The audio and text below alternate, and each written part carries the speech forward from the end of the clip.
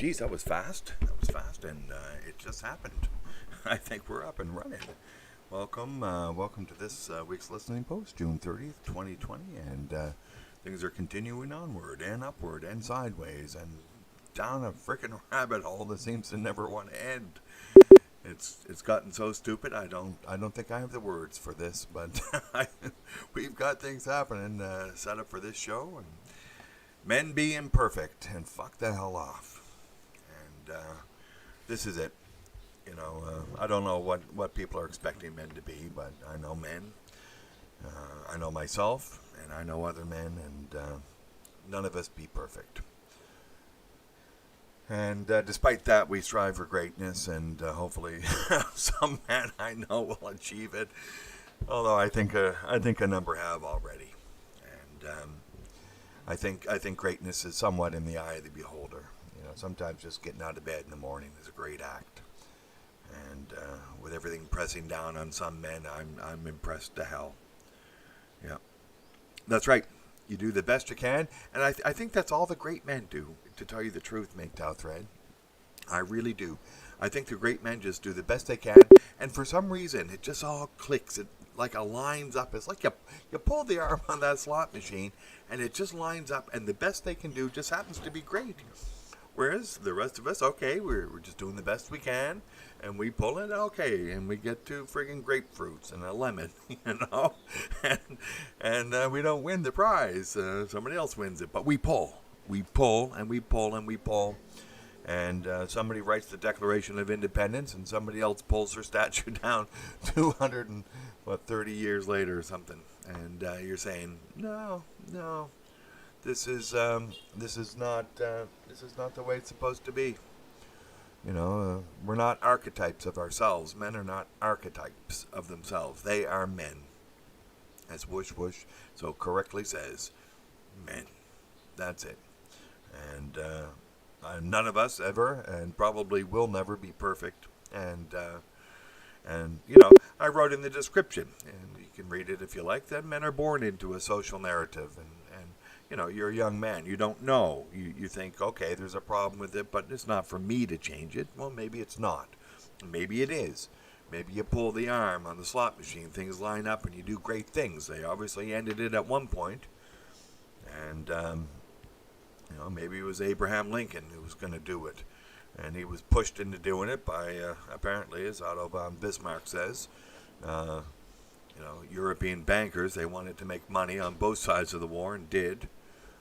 And so look up Otto von Bismarck's quote on the American Civil War. He was pretty connected. I think it's K and not CK. It might be CK. Anyway, evening, men. MGTOW Warrior, thank you for coming in. Hope things are well. Things are getting hairy. Things are getting crazy. And again, we want to make sure that men, take advantage of opportunities, and don't do crazy things, and at the same time, they benefit from this because there is a chance to benefit. So get out there and benefit, and I think the COVID-19 thing, this hoax is being exposed. Americans are they know. And this is something, you can fool some of the people some of the time, but you can't fool all the people all the time. And eventually, quality rises up and quality decisions rise up. And okay, caution may have been warranted in the beginning, but now, people recognize no young people are dying, therefore no one's dying. I think this is the way that microorganisms attack humans. They attack all humans, so if one class isn't dying, no one's dying. And while there may be genetic markers, and that's possible, age is not a genetic marker. You can't tell the age of a strand of DNA by the cell that it's in. No, you can't. But you can tell, what race you are, certainly. Or what race you tend towards being, because it's not anything cut and dry anymore, if it ever was. And, this is it. People are waking up to the fact that, no, that's a hoax, and the Russia gate was a hoax, and the impeachment gate was a hoax. It was Biden, actually. This is rules for radical Alinsky. What we've done wrong, we accuse the opposition of doing wrong first. And, yeah, it was Biden who did the quid pro quo. You either fire that prosecutor or I won't give you $1 billion. Oh, okay then. And the prosecutor was investigating his son, who was getting $50,000 a month for no no credentials, no experience, no knowledge, no nothing. And it's Lamprey Milt and McDuff Smurf and Pandemic. You're in trouble. And Mr. Busta Hyman. Yeah, we know what that is. Yeah, what's good is not your name. You don't want to do that. That's one way to invite the government into your life. And what we see in this particular world right now, anywhere in the West, you don't want the government to know your name. You don't want the government to know your name.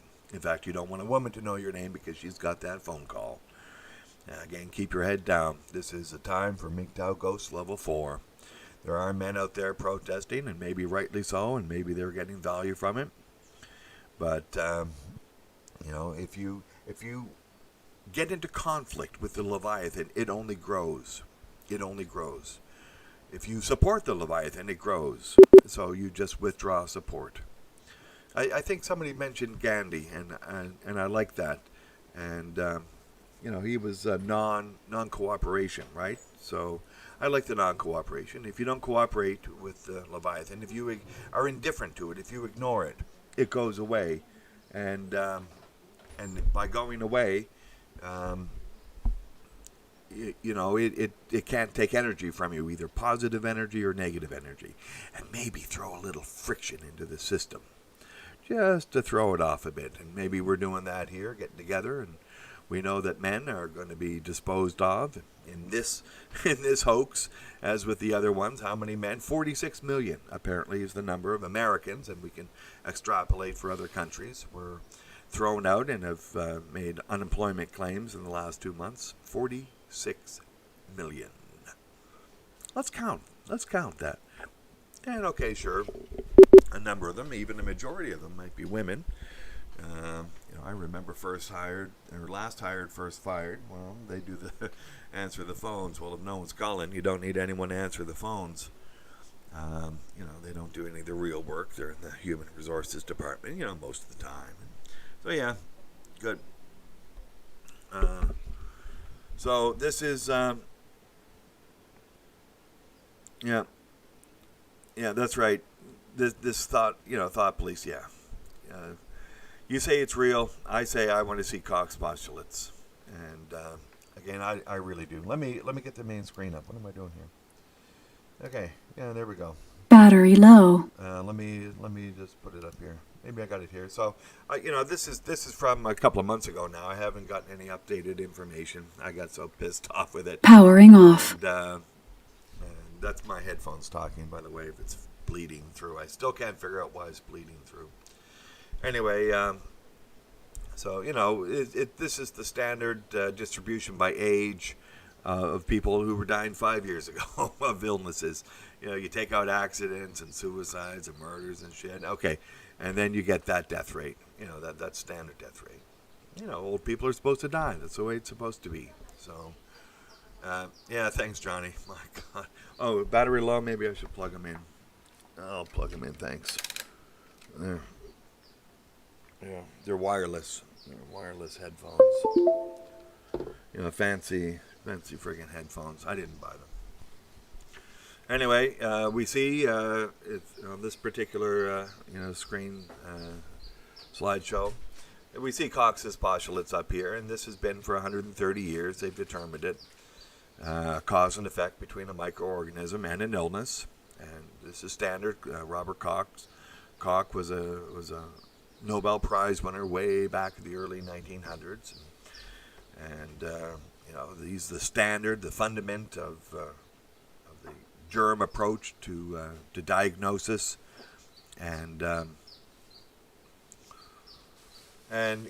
apparently, as Pandemic indicated, the German Health Agency names its agency after this guy, right? The government's health ministry is the Robert Koch Institute. and nobody's done the test. There's no cause and effect. And so what you read is involved with, deaths involved with COVID-19 or deaths related to COVID-19. This is correlation. So we are into this type of hoax. This is a correlation hoax. Somebody wants to engineer this disaster. Somebody wants to see men out of work. Somebody wants to see spontaneous combustion. Yeah, Johnny, that's the word right there. Yeah. Not of my headphones, but of the United States, because people are revving it up, revving up the divisions. How many divisions do we have now? Well, we got a lot of people who are asleep to all these hoaxes and believe everything the television tells them, and they're lying, just one right after the other, pumping up the lies, pumping up the hoaxes, and so. Gandhi died in prison making sea salt. Did he? My God, yes, he did die in prison. Yeah, the British were nasty. There's no question. See, we get the system, and the system disposes of men, but he thought there was value in what he was doing. And today, we wonder how India is going to turn out. It has structural problems now because the bureaucracy that the British left has become corrupted, apparently. So it's internally corrupted, self-feeding, self-interested, and all the hallmarks of, corruption, massive corruption. Yeah. Well, who in the hell speaks computer speak except George Orwell? Where is he? Oh, yeah, he's rolling over in his grave. That's where George Orwell is. You can't believe it. He's spinning over like a spit on a fire. Turn that baby. Because he can't believe what's going on. We're into it. He's spinning, and Aldous Huxley is spinning, and I think the guy who wrote Idiocracy, he's probably still alive, but he's probably spinning. He can't believe what he sees. Well, let's just take a look at that. I got some screens up for today, and maybe I'll bring it up. So, my oh my. We get a letter here. Here's a letter. Here's a letter by the Fort Worth chief of police that, they attacked Tucker Carlson for his reading of this. And they said that he got everything wrong. Well, I tend to not agree with that assessment, although I didn't see Tucker Carlson's show. I read this letter and I see a disaster. So, on May 31st, Fort Worth police arrested several dozen people for rioting during a protest. Okay. Seems pretty clear who they talking to. Who's the audience for this letter? That's what you all want to remember. The audience seems to be just a general public, maybe high school educated with a B, right? You're not talking to, nuclear physicists or lawyers or politicians. You're just talking to the people of the community, basically smart enough people, right? Since that time, the protests in the city have been peaceful. The protesters. I'm stopping here. At this point, what in the hell is that word "the" doing there? And so maybe I'll bring up another slide here. We get to see. What in the hell is that word "the"? So you can see this screen here has some markings. That "the" means that you and I, the reader, can define who those protesters are. That's a defining article, a definite article. It means we can define who those protesters are. Well, who are they? Are they the several dozen people arrested for rioting? Then the rioting are protesters? The protesters are rioters? Is that what they're trying to say with that "the"? The means that I can point to it, and you can point to that noun, whatever it is. Well, since that time, the protesters have been peaceful. Is it the protests have been peaceful? You mean those protesters and the ones subsequent? Well, I'm not sure. The protests, we have the protests, we have a protest and the protests. So it seems as though someone's equating protesters with rioters. And this is not good. So anyway, we see the two squares here with red. Arrested several dozen people for rioting. In the reader's mind, you think of rioters. And then down below we have charges for rioting. Well, that's a different thing. And we'll see here. Maybe I need to bring up a new image I got.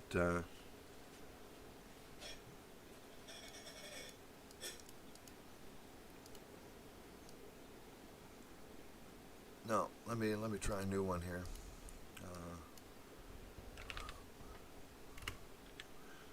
I'll bring up a new picture here, and this is the Texas statute. And I'll just bring up the one that's marked up, because we can see that. So this is the Texas Penal Code on riots, section 4202. For the purpose of this section, riot means the assemblage of 7 or more persons. Ha ha! 7 people rioting. We'll get to a great picture for that. But we got 7 people. Does anyone think that 7 people can constitute a riot? Please raise your hand. Does anyone think that 7 people can constitute a riot?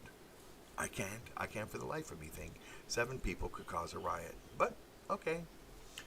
And then, so 7 people who substantially obstruct law enforcement or other government functions. So somebody's trying to get into a post office. There's 7 people out in front with signs, and the people say, I'm afraid to go in the post office. There, you got a riot. No, you don't. That's not a riot. In anyone's imagination, that's not a riot. And we go down to the blue here. It's no defense to prosecution that another who was a part of the riot has been acquitted. So one person gets off, does the same thing as another person. Here we have unequal justice. Okay. So it's enshrined here in the Penal Code. Unequal justice. Okay, great. Thank you, Texas. That's great. 7 people standing around, one of them gets arrested, 6 of them get sent home. Yeah, sure. And then, I don't know exactly, to tell you the truth, what F means, but an offense which should have been anticipated. Here we have thought crime. You didn't anticipate it was going to happen. Somebody broke a window. You shouldn't have been there. You should have anticipated a window was getting broken. Yeah. Imminent danger, damage to property. Okay, I'll give you damage to property. I'm all for A1 and A3, Yeah, there you go. But here we go, 7 people. 7 people. This is a riot. So this is what the chief of police is talking about. 7 people, obstructing law enforcement. They can't drive their car down the street because there's, 10,000 protesters. Oh, okay. Or are they protesters or are they rioters? Again, I think they're destroying language. These people are intentionally destroying language. I don't know what it means. And this particular penal code, this statute, there's similar things in Canada and the UK and all across the West. They're destroying language. They're making it impossible to know what the difference between a rioter and a protester is. And we see that in the letter here. People for rioting, the protesters. What protesters? Protest during a protest, you got rioters, protest. I don't know what he's saying. Yeah. And here, down below, charges for rioting that have resulted from the protests. Well, why don't you have a charge for protesting then? If it's a protest, then it's not a riot. If it's a riot, it's not a protest. You can't have both. I don't think you can have both at the same time, can you? I don't know. Apparently you can. This is called cognitive dissonance. Welcome. Welcome to the world of cognitive dissonance. Yes, indeed. So, anyway, this is let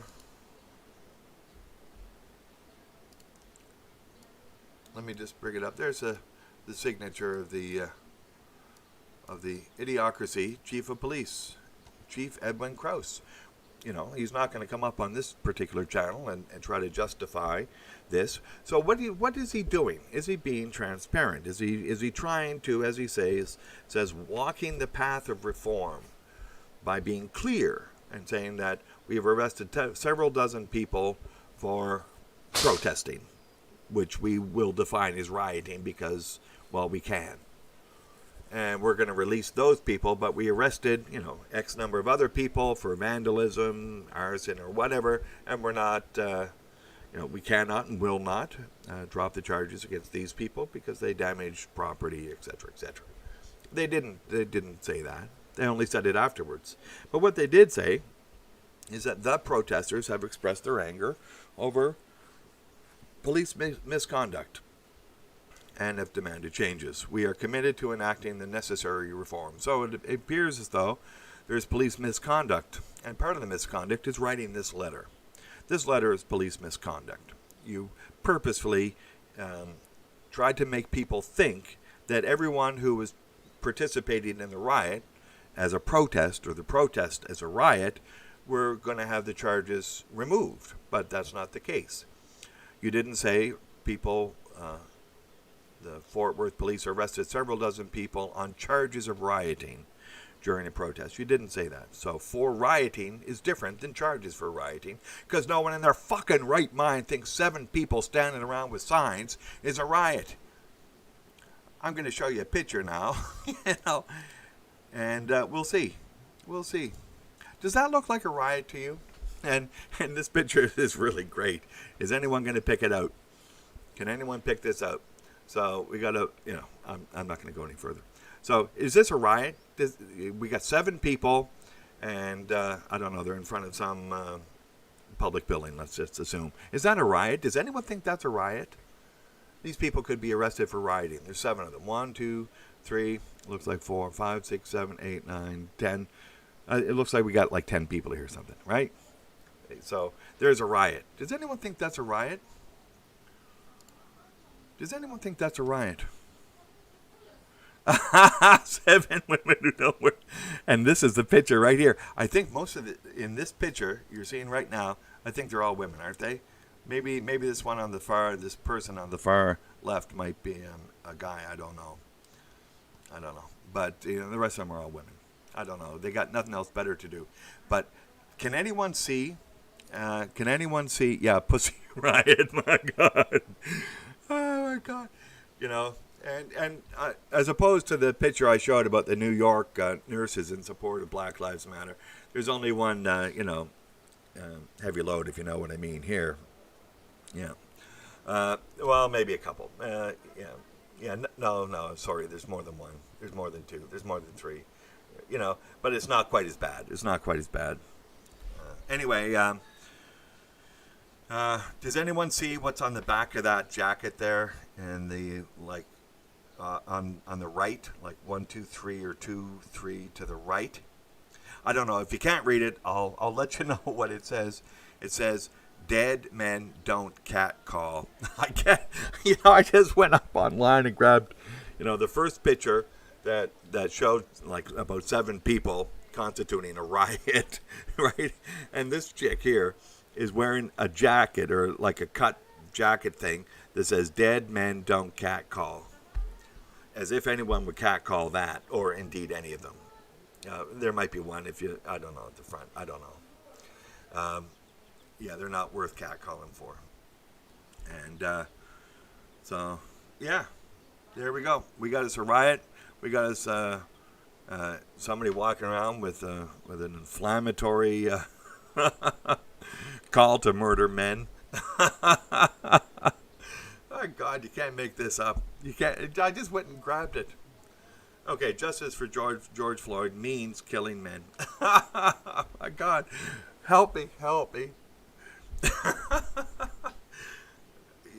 Can you do anything but laugh at the insanity of what we are seeing here? I don't think so. This is absolutely nuts. These people need help. I think they need help. They definitely need help. Yeah. Some chick asking for.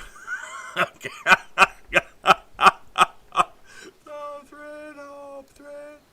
Yeah.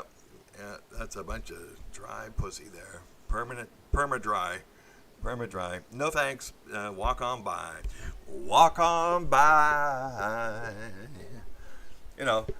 Even in the 1960s, you'd say to, at least some of them. Maybe it's hard to tell from the back, but 1, 2, 3, 4, 5, 6. Anyway, 6. Just walk on by, and the rest we can't see.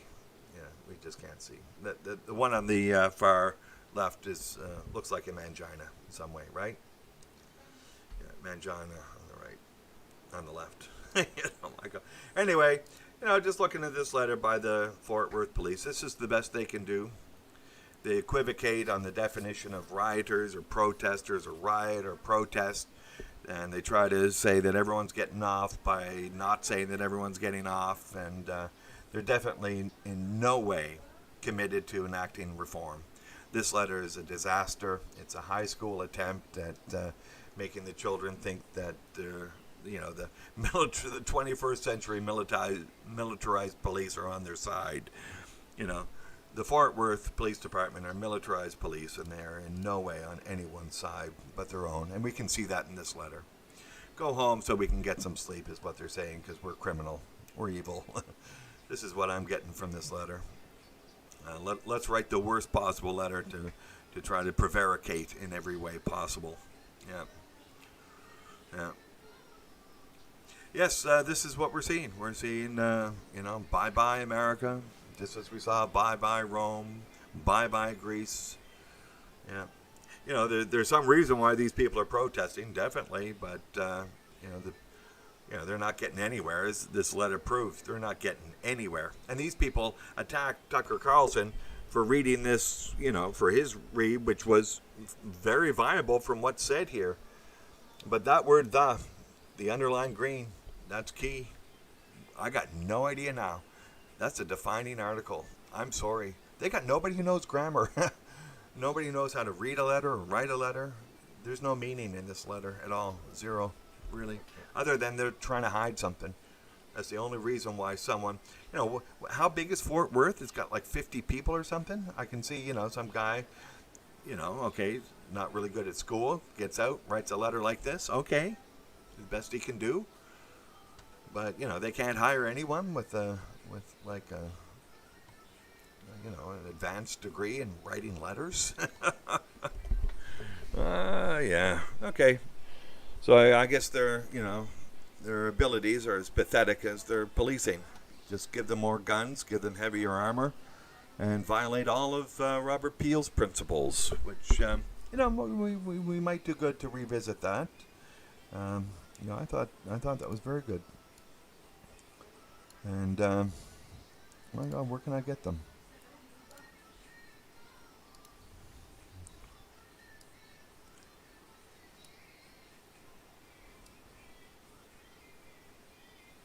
I don't know where it is now. I don't know.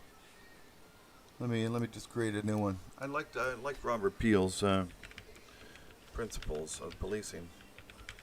It's good to be informed of this, I suppose. And Monk Music just came across it, and I don't know if I can find it now. Darn it. Yeah. Anyway, I'll leave it for now. Anyway, I'll get back to the main page here, and we'll do something here. Evil grows in the dark. Yes, indeed. Who's in here? Welcome, everyone. This is approaching summer solstice. We're going to have, what is it in the summer? Oh, yes, the sun and the earth are the farthest away that they can be.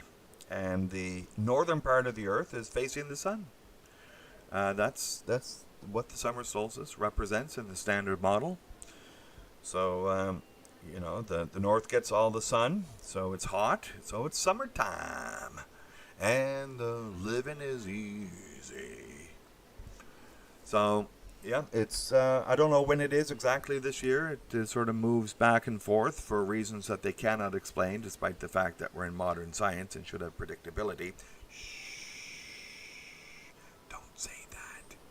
Yeah, you go down that road and you try to find out why they can't predict exactly the day of the summer solstice, and you'll find a bunch of guys, falling over themselves trying to explain something they can't explain. And so, anyway, it happens like on the 21st. That's sort of the day we look at the summer solstice, the 21st of June, and the winter solstice, the 21st of December, and the equinoxes, where there's an equal distance between the Earth and the Sun on those 2 days, March 21st and September 21st. Yeah, and it's summer in the north. Sorry, prune juice power. Sorry. In the description I said, summer solstice in the north. You in the south, it don't count for you. You in the south. So it's the winter solstice, I suppose, down under. So, oh really? Isn't that nice? You can balance an egg on end. Yeah, maybe so. Because the sun is like way, way, way away. And in the December solstice, the Earth and the sun are the closest. Although in the north, again, it's pointing away from the sun, so it's cold. And the equinoxes, oh, you think, Johnny? You think? That's when the Earth and the sun are the closest. And the sun is at an equal distance. I would have thought you could balance an egg on end during the winter solstice, because the sun is the closest. So presumably the gravitational effect of the sun is the greatest. So, I don't know. I could be wrong about the egg. I think that's a title of a book.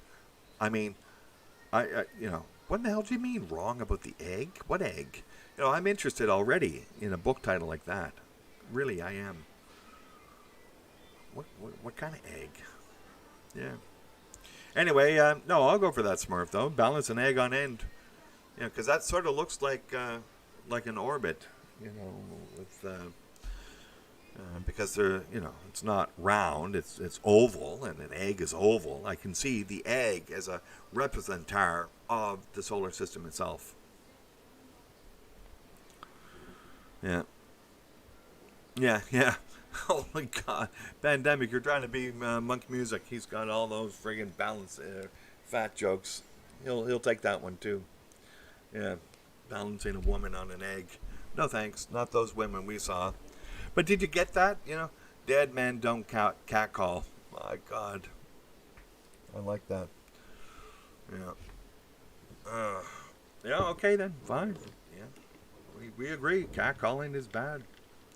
Because what it does is it breaks MGTOW Ghost, level 4, and invites that woman to phone the police. And you've seen the videos recently of Karens just losing it. It's like, get on the psychiatric pills. Take your meds. They leave the house. They're not on the meds. They won't sort out their issues. Yeah.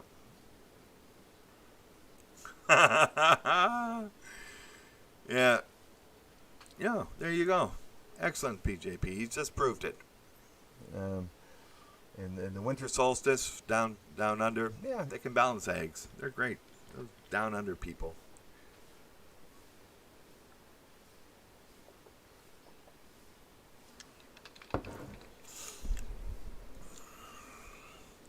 Karen 19. I think that's a good title for a book, too. Karen 19. It's like THX 1138. Karen 19. Take your meds, Karen. Take your meds. Stay at home. Cower with your cats. What a sick world. But no, they want to be out on the street wearing provocative clothing and letting it all hang out, if you know what I mean. And but I got to say, it wasn't hanging out as much as those New York women. My God, it was hanging out there. I think they had to get the the winter snow trucks, snow plows to clean up what was hanging out there. My oh my, is that the way it is? I'm sorry. It's just not like that here. Although I got to say, there has been some influx of money, but that's about to dry up. So the women are going to get skinnier again.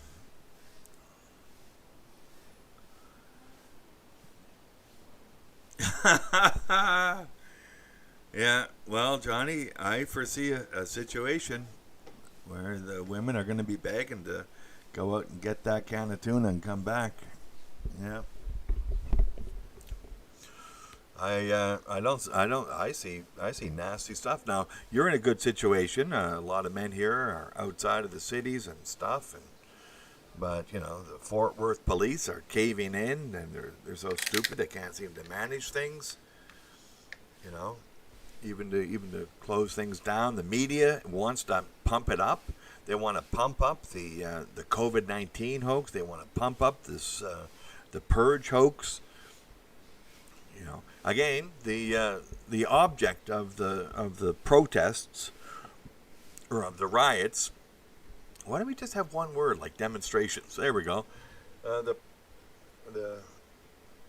object of the protest is a false perception.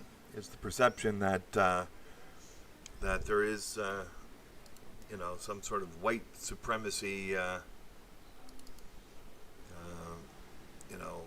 movement that is systematically going from white people to black people as a whole, with Hispanic somewhere in the middle. I don't know where, but this is just not the case. White people just think it's normal and see the problems as not good. And yeah, there we go.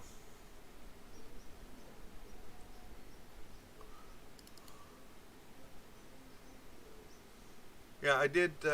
I'm looking for an image now, and I can't seem to find it. But when I find it, I'll bring it up. And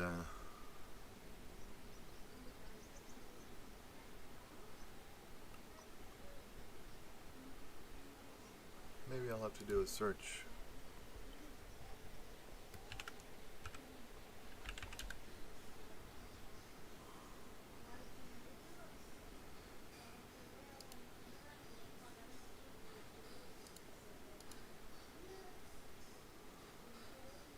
Oh yeah.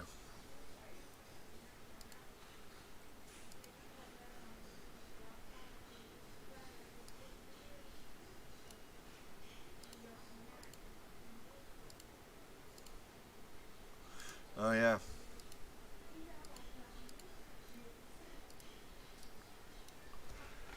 There we go.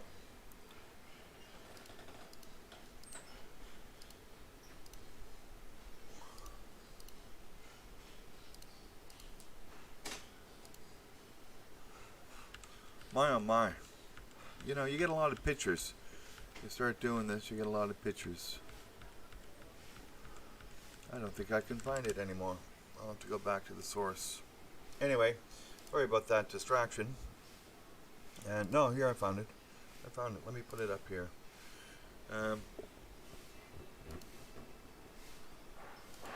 Too many pages. Ah, there we go.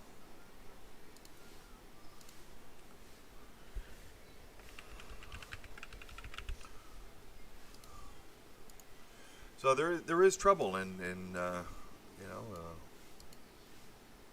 whole system, and these people are in some way right to be upset. Everyone should be right to be upset. And this is not a problem of the left, and the people trying to turn it into problems of the left. No, I don't think so.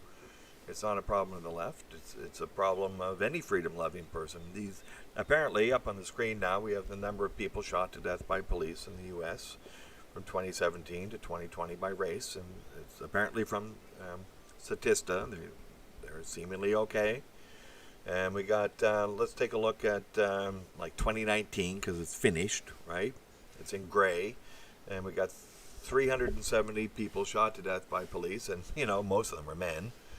Right, probably 350 out of the 370 are men, but who knows? And then blacks is 235. Yeah, but blacks are only 13% of the American population. That should be nowhere near 235.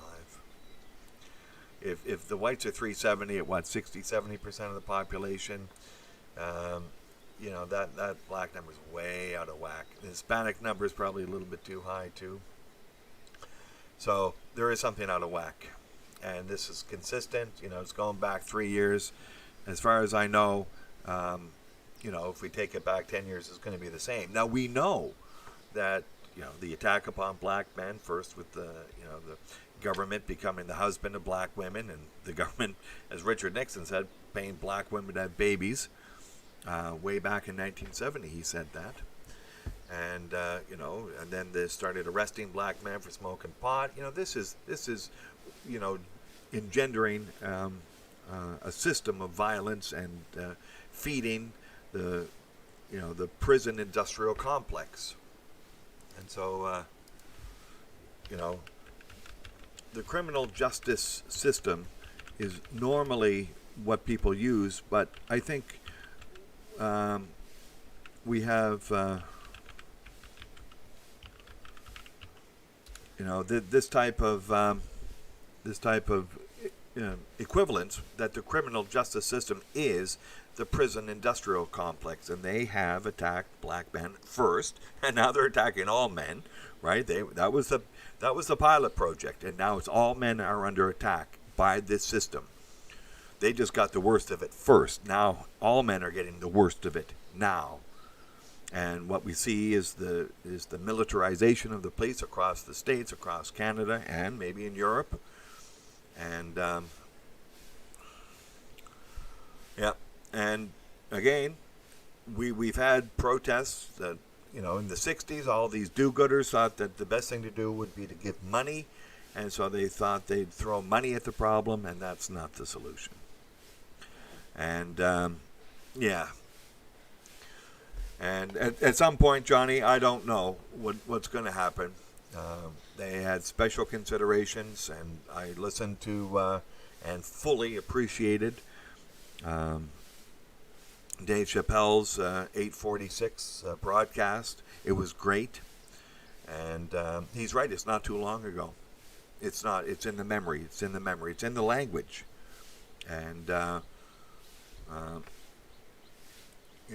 this is, you look back at the nature of as far as I can tell, although it's probably idealized somewhat, the black families of the 1920s and 1930s in Harlem. There was, Harlem was it was nice, it was fine, it was beautiful in some way, in the middle of the city.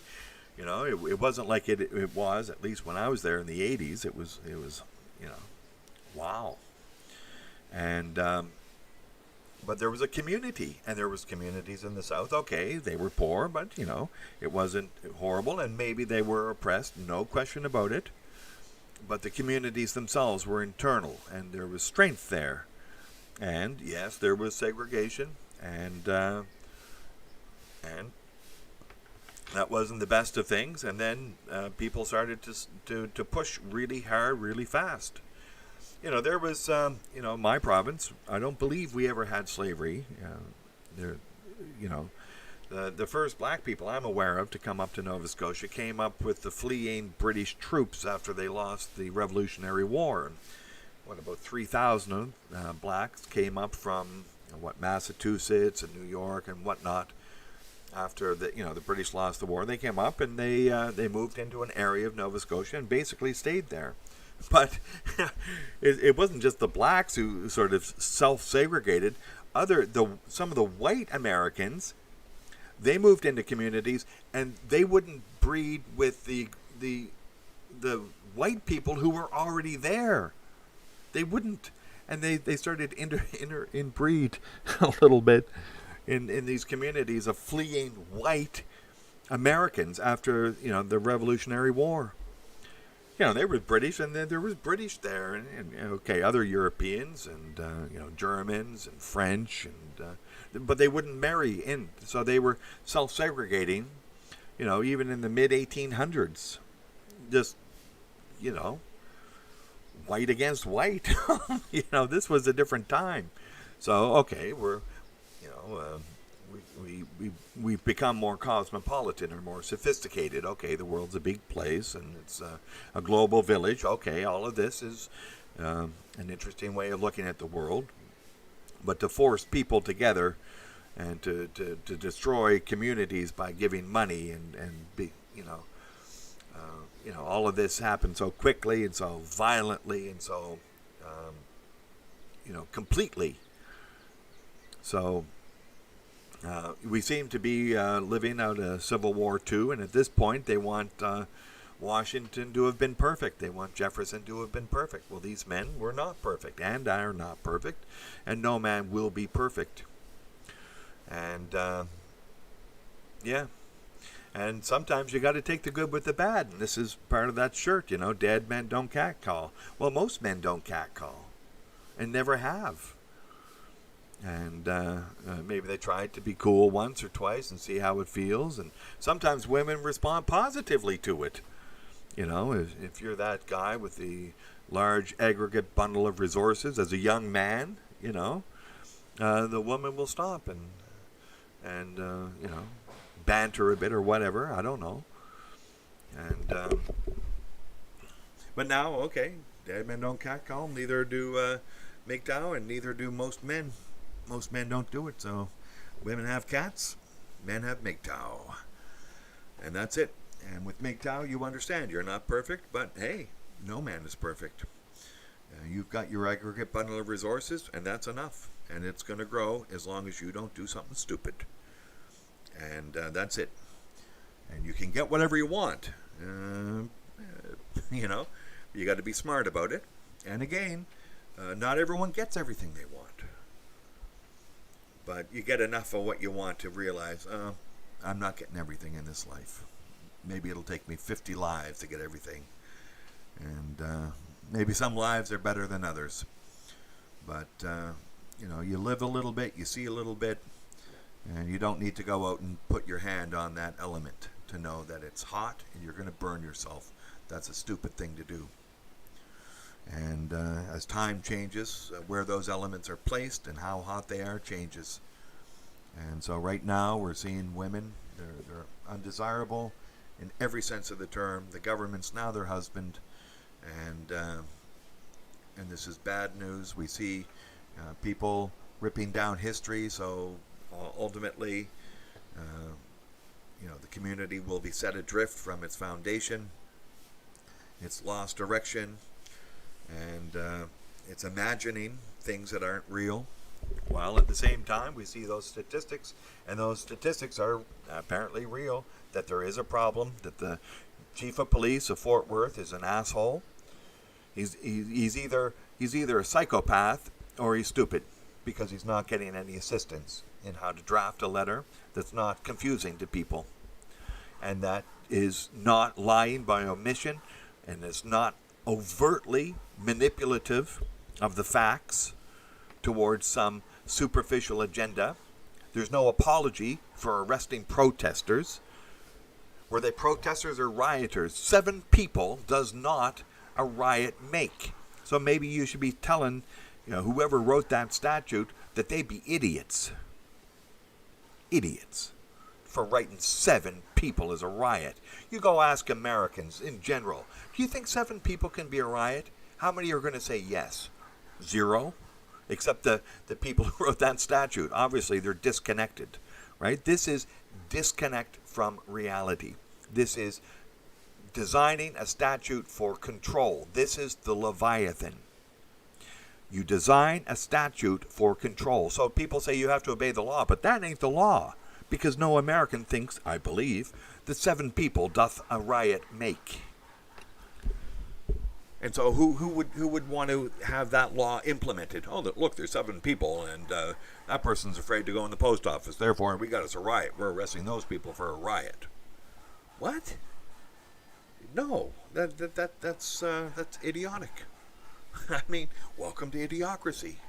They destroy language. They base laws on the destroyed language. Freedom is gone.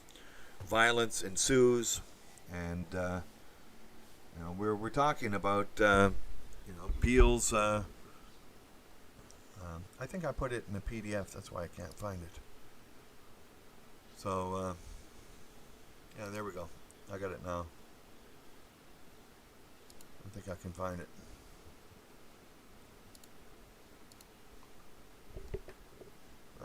There we go. No wonder I couldn't find it. So this is Robert Peel's 9 Principles of Policing. And, MM and I were talking about this. We had a great discussion about this.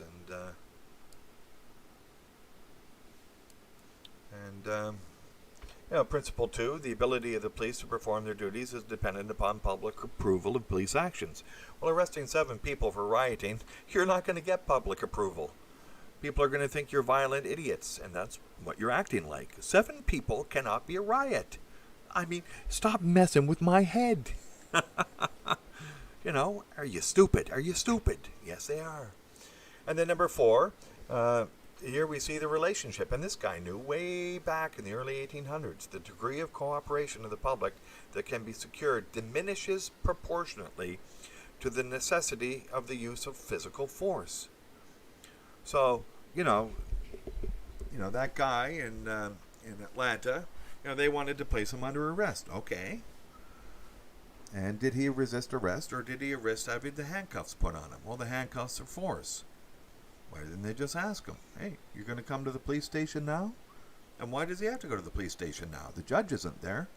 He should be seeing a judge. He's innocent until, well, maybe the judge or the jury says he's guilty. And, we don't know. We don't know. It's, yeah, my God. Yeah, Chuck Norris. Yeah, he's like 100 people, sure, when he's fighting. Yeah. Tekken. I don't know. What's Tekken? Tekken. I don't know Tekken. Tekken 7. I don't play Tekken 7. There we go. No games. No games. Yeah, I do PUBG. I did Apex for a while, then I did Call of Duty for a while. I might go back to them, but right now I'm just have time for a little bit of PUBG, and it's a pretty intense game. I'm trying to build my my reflexes up in a new way. I'm an old dog, new tricks. Okay, yeah, I'll stay out of that. I'll stay out of it then. Thanks, PJP. Anyway, we're into it's like a video game. I think life is turning into a video game. It's like a soap opera. So why don't we just combine a video game and a soap opera, and make sure it's nice and violent, and that's the real world now. I don't know, in Germany, in France, they had the Yellow Jackets, and other countries in Europe, Italy, they're engaged in bizarre political stuff. And apparently the Venetian black nobility are coming down with the reptilian flu. The Chinese reptilian flu. Yes, it only targets the genetic descendants of the Anunnaki / Nephilim / read Numbers 1333. That's a great number, isn't it? Thanks, MGTOW Smurf. Numbers 1333. Yeah, apparently they are. Maybe they survived the deluge. Apparently Nimrod got out. And, apparently, the crossroads of China and Wuhan, they had people die, didn't they? So maybe some fled over there. Apparently somebody fled to some Pacific island and tried to build, a fortress or something. But this is a very strange world we're living in. I don't believe it's solipsistic, either on an individual or collective basis. Although I do think that there was an artistic collapse of a universal wave function at the beginning, and we're living in that. And that's pretty much what reality is. Consciousness interpenetrates with the other laws of universal construction, and we're in there. And we're in the very middle of it, and it's lovely. And it's lovely here in the middle of this field of experience, in the middle of what Heidegger calls a clearing. And as long as we stay in the middle of the average everydayness, as he says, of our experience, is informative of the edges. And we can get glimpses. But ultimately, if you want to avoid asking the deep metaphysical question about how it all can come to be, and then you can go through life and whatnot. But at some point, men like to ask that question when they have moments of leisure, let's say, and they're feeling okay that maybe they won't get the answer, maybe they won't achieve greatness, maybe they won't solve the riddle that cannot be solved. And if you're willing to spend some time and realize that maybe you won't get there, not to worry. So don't worry about it. If you don't get there, don't worry about it. But it's something to think about. Or you could take the hand-me-down narrative and operate under that. But the minute you start accepting that hand-me-down narrative and using guns to make other people believe it too, is the minute that you're going to see the sickness that we see here. And, I'm going to show this picture again. Trav is coming in here, and I don't know if you can see this picture I'm putting up right now, but it's quite something. Here we have a riot. According to the definition of statutes of Texas, this could be a riot. But if you notice the words on that, rather hefty woman, second or third to the right, on the back of that vestment is "Dead men don't catcall." Oh my God, you can't make this up. I just went and got any riot with like about 7 people. This is what the Fort Worth police call a riot. Oh my God, you can't make this up. And the chief of police tries to justify it somehow. I don't know. Is this a riot? Well, according to statute, it is. So, this is how stupid it's gotten. They've destroyed the language. They've put the destroyed language into statutes. They now try to call that the law. And I don't think anyone would agree. And, would anyone agree? 7 people makes a riot. Oh, my God. But, here we see, what men are dealing with. This is just a normal crowd of, unwanted women in the West. And they got nothing else to do. They got to get out of their apartment because the cat stench is too much. Okay, they see something wrong. Sure, there's no question. 846 is murder by numbers. 1, 2, 3. And, it's good somebody's protesting. The numbers of police kills. Here we see it right here. It's not the way it should be. And there's a vicious cycle of radicalizing young black men first in the 60s and 70s, and then radicalizing other men. And now all men are being radicalized because we have a militarized police. They don't need to have good grammar or to make sense in the letters they write. They just need to have more guns, more armor, bigger armor. And once in a while they pretend to listen to people and write letters that tell just the opposite. They're not listening. They're talking, and they're not saying anything clear because they don't want to say anything clear. They don't want to be transparent. Okay. So, 370 white men killed in 2019 and 235 black men killed in 2019 and 158 Hispanic men killed in 2019 and 39 other killed, and then 202 unknown killed.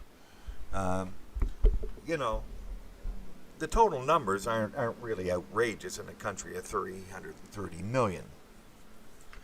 But as I say, that Australian woman, a singular, mother with her small child, and she was carrying a sandwich board alone, and the police, rip her from her son who's screaming. That puts a chill through people. So 370 white deaths, and we know some of them are, suicide by cop, and we know some of them are psychopaths and have gone too far and are dangerous. Okay, I got no problem. You're never going to get it to 0. No problem. Some are definitely justified. But some of them are not. And how many are not? Well, again, we don't know because they like to lie. Fort Worth chief of police likes to call rioters protesters and protesters rioters, and we got no idea what he's saying. No, nobody does. Nobody knows what's going on in his head. He's got cognitive dissonance. I want to know, first of all, before I go any further, whether he is on psychiatric pills. Is he? How many of his police are on psychiatric pills? And this goes for every city, every country. How many people now are on psychiatric pills and are carrying guns? How many of these women, and maybe that man on the far left, how many of them are on psychiatric pills? Probably a lot. Probably a lot. MGTOW thread, stop that. Who, still, ever? That's the word, ever. Women can ever cook? Could women ever cook? Yeah. Maybe they can cook cat food. I don't know. Wonderful cat food cookers. Hey, it's Aaron. Aaron's in. Aggie's in. Welcome. Welcome. Hope everyone's well on this Friday evening in North America. And lovely, Saturday midday down under. And very early in the morning in Europe. Incredibly early in the morning, I would say. Everything is big in Texas, including the lies and prevarications. My God help us. Don't destroy language everywhere. I love the way they talk in Texas. Now, I don't know whether I'm talking like that, but I really do love it. There's nothing I find finer than listening to a man speaking like this who's got something smart to say. I love it. Love it. Yeah. Yes, well, yeah. Now you're making me hungry. Friday midnight. Nothing I like better than a day-old lasagna. Oh, well, maybe a 2-day-old lasagna. Yeah. And then after that, okay, now it's going back. But, the best thing to do is cook a little lasagna, put it in the fridge. Next day, have it. Heat it up, and go for it. Although, yeah, I got to say, it's good right out of the oven. Okay. Anyway, yeah. Yeah, Aaron, it's easy. All available. Yeah, diabetes. Yeah. Yeah, see, PJP knows. Yeah. In fact, all of the tomato stuff, like a spaghetti sauce and stuff like that, it's all better the next day. And you can tell a good pizza if it's good the next day. I don't think it's better, but I think it can be just as good. Day-old pizza. Especially with a beer.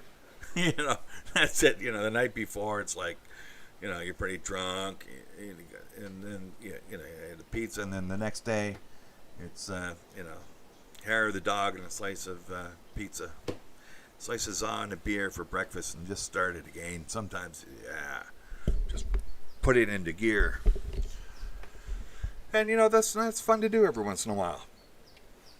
But I wouldn't recommend it for a regular thing. Yeah. Hot pizza's no good. I don't know. I'm going to say I've had, not really hot, but you got to let it cool down. You don't want the hot cheese to stick to the roof of your mouth. Eek. No, that's nasty. Yeah. Yeah, no warriors here. My God, warriors here. Thank heavens, really. And we're glad that this channel has been so well tended, and other channels as well, because it's not good to have people coming and causing trouble, and our list of people banned is quite long. I gotta say, it's quite long, and I think other people know that they just should not come here, and we don't have trouble with those people, and that's fine. Oh, for God's sakes, no traversable. That's impossible. 100% chance of you dying from something? Oh no. Quick, call somebody. You got to call somebody. That can't be true. Yeah. Some doctor's going to be aghast at hearing that. There's 100% chance of you dying from something. Doctors are not going to like it. They're going to prescribe a pill for that. They're going to try to make money off you some way, I don't think they want to see anyone die ever. You never, find out what they say. Well, we think that, living, to this age and dying in this way is like, fine. What killed you? Life. You never see that on a death certificate. What killed the person? Living. That's it. They didn't die prematurely. This is something I find that MGTOW is right on the ball about. Whatever you do, man, don't die prematurely. There's a time to go. There's a time, living takes a toll. So live. And depending upon how much you live, it will depend upon, how long you can last it out. But, there's things you can do to balance it all out. But, If you find enjoyment in tobacco, then you find enjoyment in tobacco. Okay, it's going to take 5 years off your life or 2 years off your life or whatever it is. But if you're living to 85, who in the hell cares?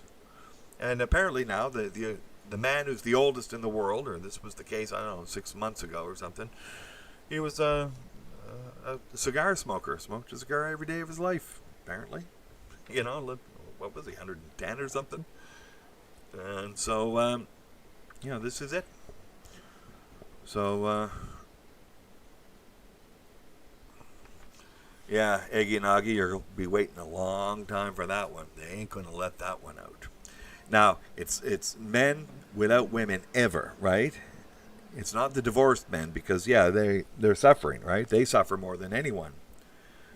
And, I'm thinking about that Atlanta guy. I think Traversable might be the best guy to look at this because he's always the best guy to look at stuff like this. And, the guy was saying he had a whole bunch of kids and he got taken to court for involuntary confinement. And he's divorced from his wife. He's got a number of kids.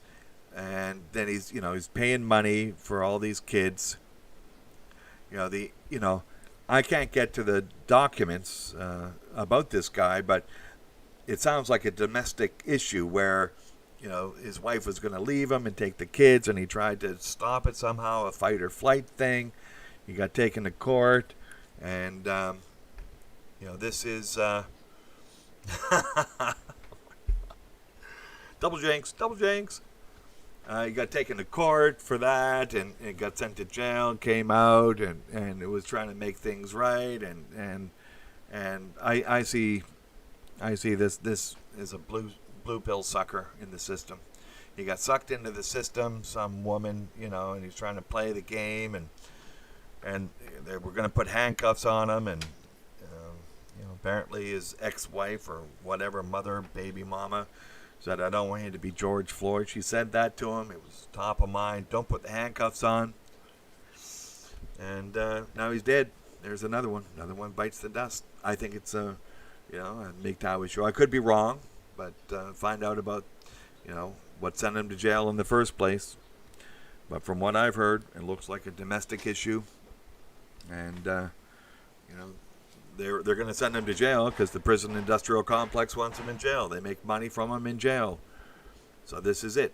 They make money from putting men in jail. So that's the last thing you want to give them. So, this is getting out of that Leviathan system. Get out. Stay out. And, put friction in if you can. But, if you're going to feed the system, you better be getting some great value from it.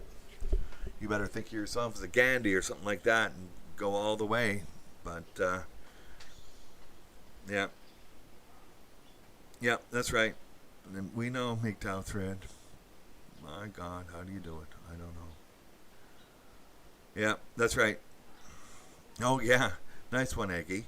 American jails are like Chinese labor camps. Yeah, work for free. You work for free for me. American jail. Yeah. So, that's it.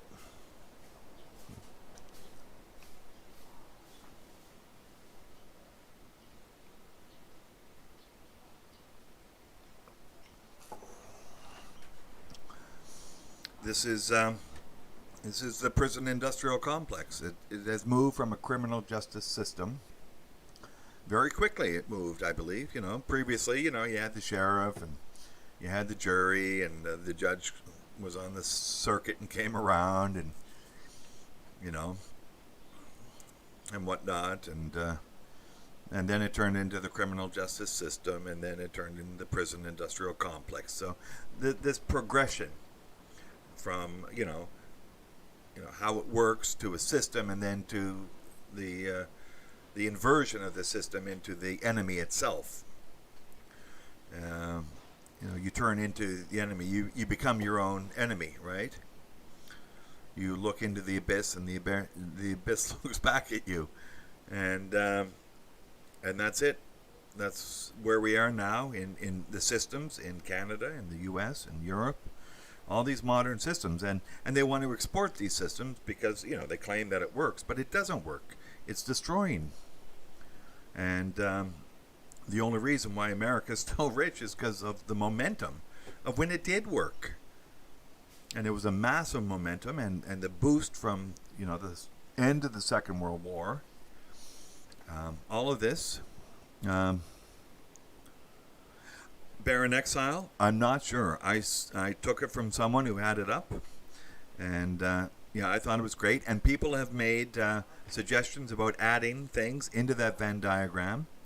In fact, I invite you, or indeed anyone, to take that Venn diagram and to reconstitute it, maybe with a MGTOW twist, and add whatever needs to be added, because there's more. I forget now which ones. I made some notes, but I didn't get around to it. We can put in, THX 1138, and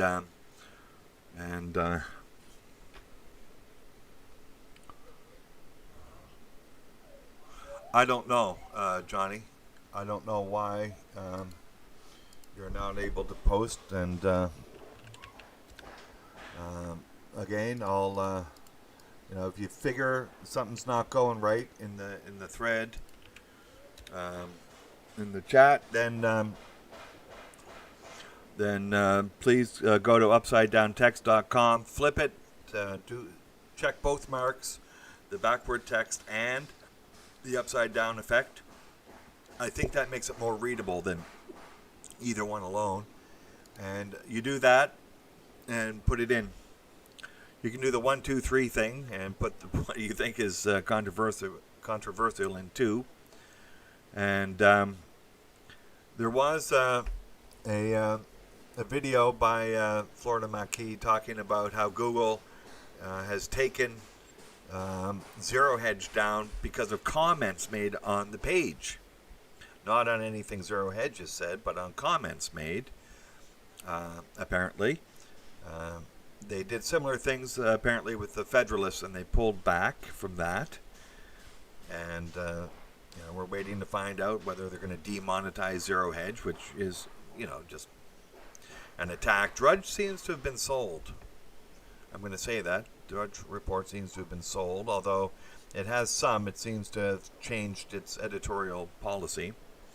But maybe there's some big plan I don't know about.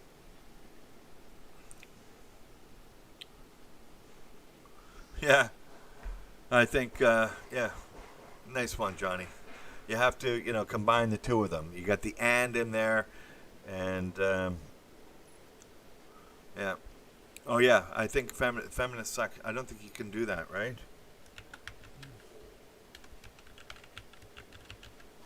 Oh, let me go. 1, try this. 2.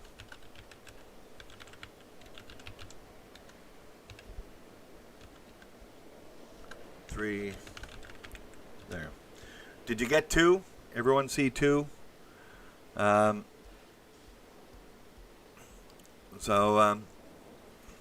we went through this the other day. Yeah.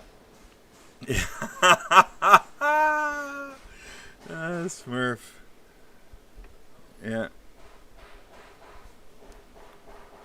Yeah. Okay. You saw 2, did you? You saw 2, Johnny? 2 was feminists suck, right? So, yeah. No, that's coming out, Iggy. That's coming out. Yeah. They're moving away from, censoring individual words to attempting to censor negative ideas like all women suck. We got that the other day, right? Women totally suck was censored. Men totally suck was censored. And so, Aaron, I agree.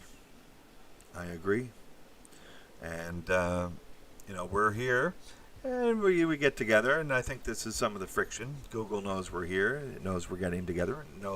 We know it's evil. And we know that the people who are running Google, some of them are psychopaths. A lot of them are not Americans in their hearts.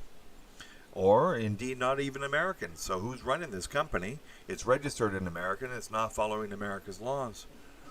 America should be aware that it's being taken over. It's being eaten out from inside.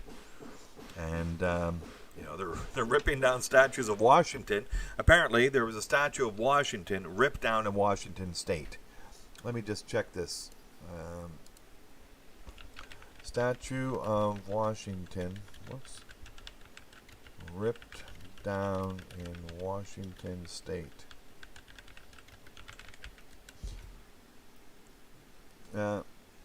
Protesters tore down a George Washington statue and set a fire on its head. Yep. In Portland, Oregon. I guess it was Oregon, not Washington. Portland, Oregon. Yeah, excellent. Excellent. So it wasn't Washington State, it was Oregon. Yeah. Up in that northwest where it used to be nice and now it's,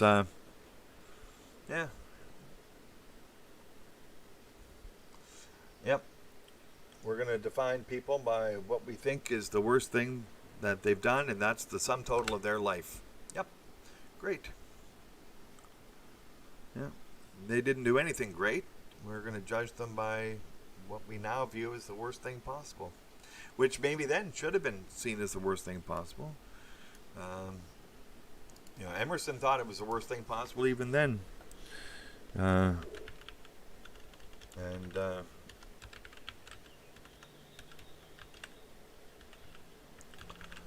I liked Emerson, Ralph Waldo Emerson, and the transcendentalist philosopher of Massachusetts.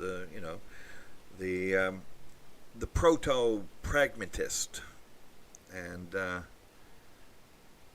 he was taking the idealist thought of Germany and somewhat of Scotland as well, and restructuring it and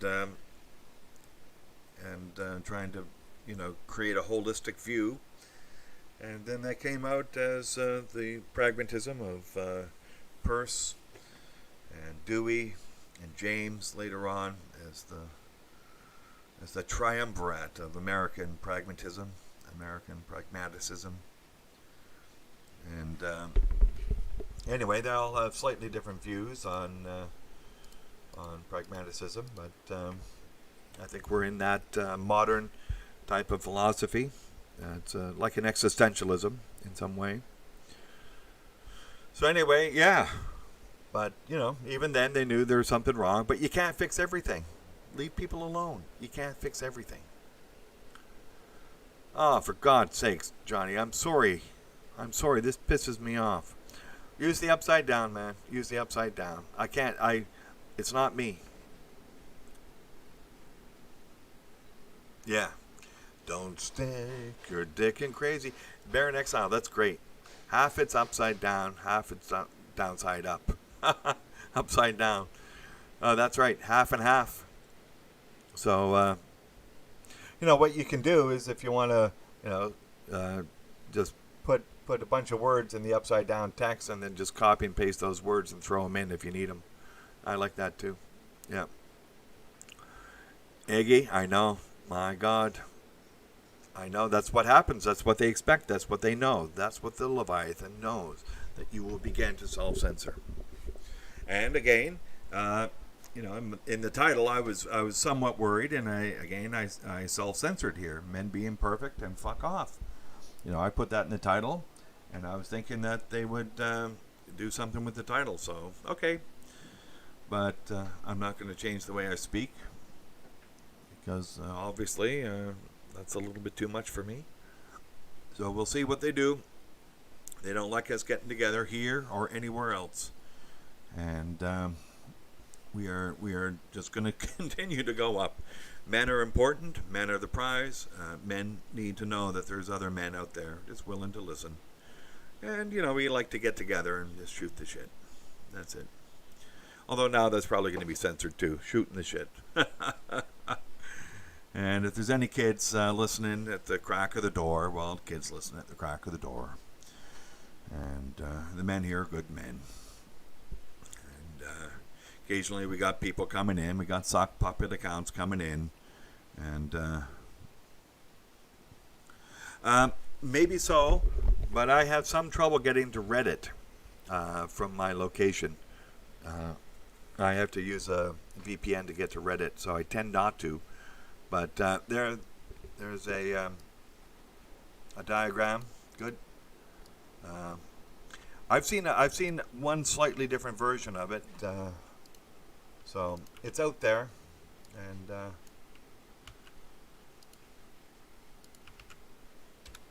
and so yeah, please do if you're good with a paint program or something. Maybe I should spend the time, but I've been sort of busy with other things. As I say, I just got back to the farm here after a couple of years, and it was a mess, and I'm just getting it fixed up now, and it's looking nice now. And certainly I didn't do all the work. I'm a yardsman, and he's been doing a lot of work. I hired a gardener and had to fire him. Well, I didn't fire him, he quit, but it was a good thing he quit. He was just causing trouble. So anyway, but everything's fine now. I just sold a bunch of trees out in the back lot. I didn't expect they'd grow so high. What is it, 5 years, and they're 60 feet high? Holy shit! I'm from Nova Scotia. Trees don't grow that high, that quick. I mean, it's lovely. It's lovely, but in the tropics, stuff grows. It's you have to cut it back, or it just takes over. Yeah. Yeah, cement galoshes. Yeah, concrete shoes. Yeah, yeah. No, this is the problem in the West, and the women themselves. I don't know whether they know it. What's the point? They're not strong. They're not smart in ways that are useful. They don't want to do dangerous or dirty work that has to be done, and yet they demand the salaries of somebody who actually does produce, and all they want to do is answer the phone and tell men what to do and tell men how bad they are, and this is enough. Enough is enough. And to bring them into your life is it could be slow, Eggy, or it could be like real fast. That horrible story, that guy from Oklahoma, had a crush on this girl. She got knocked up from some other guy, immediately realized she was preggo, went and married this guy, had the kid, and then, the judge ordered him to pay for the kid, and he didn't have a job. He was going to jail. Luckily, I think there was new information on this, that he got away from the clutches of the courts. There was a state senator or a state representative who pushed for for some justice in this case, and another judge overturned that decision. But here we had a predatory woman, and it was fast. Like 1 minute you're single in high school, and the next minute you're married to this woman who got knocked up by some Chad, and it's you're in the hook. And it was a horrible situation. So it can happen quick, and that's the problem. You step on the landmine, it blows up fast, and you got no warning. And this is the battle. This is the fight that MGTOW is in, because it takes a long time sometimes to force that red pill down. Here, take a little bit if you want. Take a little bit. It's your choice to take it, and. Sometimes it's you vomit it up and you got to take it down again. Some men just refuse to see that all women can. Not that they will, but that they can. And they themselves don't know whether they will. So the women themselves don't know. Yeah. A slow, happy death. Yeah, why not? We're all going to die. As Traversable says, there's a 100% chance of you dying from something. So, yeah. Regret.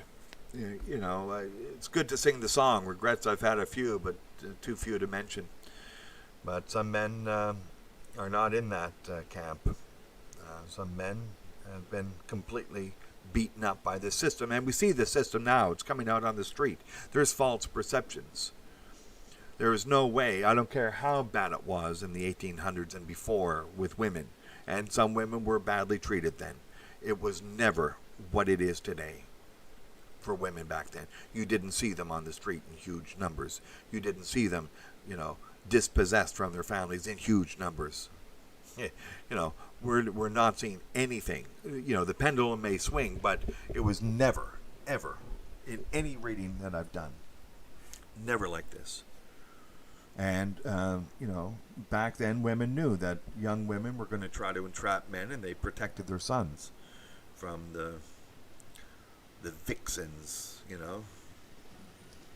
trying to, trap their sons, and the sons would listen to the women, to the mothers, because the mothers were protecting their sons from these hussies, right? Yeah. I don't think death is the worst thing. I think living forever might be the worst thing. What was the movie, The Highlander, right? But yeah, no. You're married to a woman who has control over you in the way that women do in the West. No, that's the worst thing. As you know, I'm in the situation, but it's not that way. And I was reflecting on some comments some men made. They're hostile. Okay, I appreciate that, but their imagining of my situation is like, that's not my situation. Sorry, whatever you think my relationship is with the mother of my children, no, sorry. I was 35, and I've been to 35 countries. This is like my 15th third world country. When I arrived here, I knew I was a dollar bill. I knew that, and you just know that. But what I didn't know is that I was a dollar bill in North America. That was an awakening like a few years ago. I just thought I was a dollar bill in third world countries. So I had an expansion of thought dramatically, and it explained a lot going back. But that the situation here is anything like over there in that way. No, forget it. No. Yeah, somebody gets to have an ice cream sandwich. Yeah, lucky guy. You got pizza, you got ice cream sandwiches, you bastards. It's a Friday night, and you can have whatever you like. And enjoy it now. Enjoy it now, because we don't know what's going to happen. In fact, we don't know what's going to happen. It looks like, the riots and protests are being supported. The Democrat Party wants to, get Trump out at all costs. This looks like, in some way,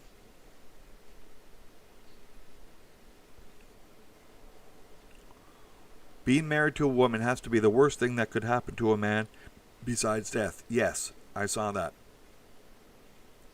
It's right there above Johnny Midnight. Yeah, got to get deleted again.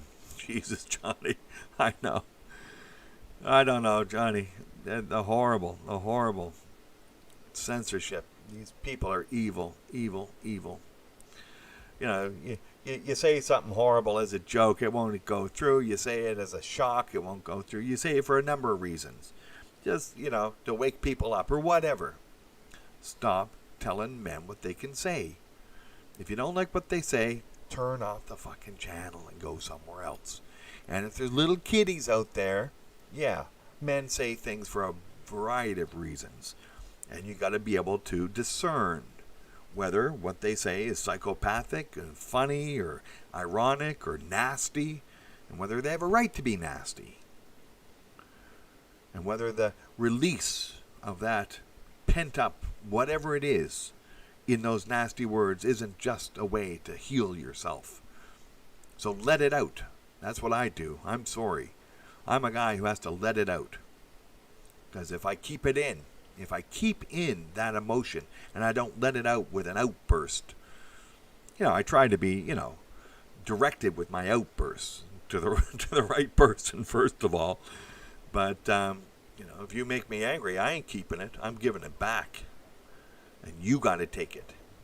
And eventually, people stop being nasty to me. and and again, I'm not going to have false perceptions about things. If you're stupid and saying stupid things, well, I see what you are.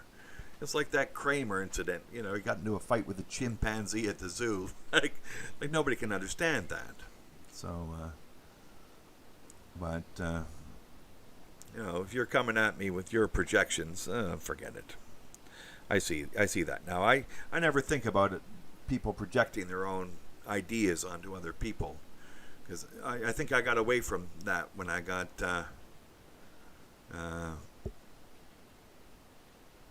What?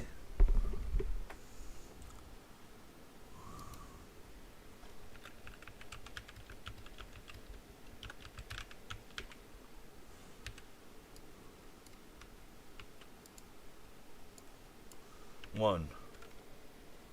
I gotta test this. Whoa, whoa, whoa. Okay, I almost screwed up here. 2, 3. There.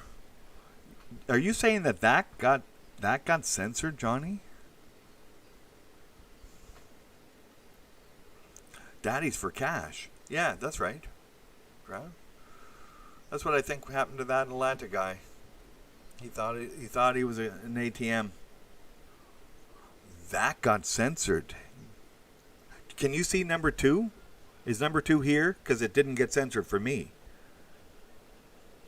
But it got censored for you? You try it again. YouTube is so Chinese. They're censoring that? Are they assuming that Chinese is bad? What? You can't assume that Chinese is bad. Holy shit. There's YouTube is so Chinese. I see it now. I see it. I don't know. It got censored before, and now it didn't. I don't know what's going on. But the Chinese government certainly has problems and has had problems in the entire history of China.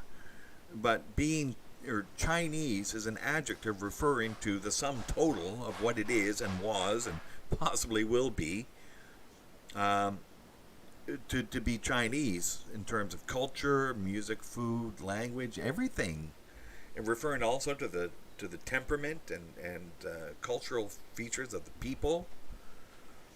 It got what? I see it. YouTube is so Chinese. I see it. So got scrubbed again. Oh man, I don't know that guy. Who in the hell is he? Yeah, I did a couple of readings of Chinese history, and all I see for General So is General So's chicken. Oh, hold it. Zhu Zongtang, a Qing dynasty statesman and military leader. Oh, he's from Hunan. Oh, the chicken dish looks good.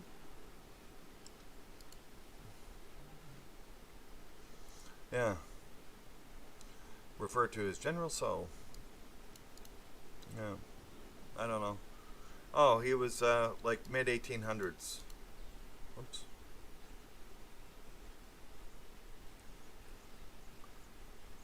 Yeah. Anyway. Yeah, they've had a really not good history. Yeah.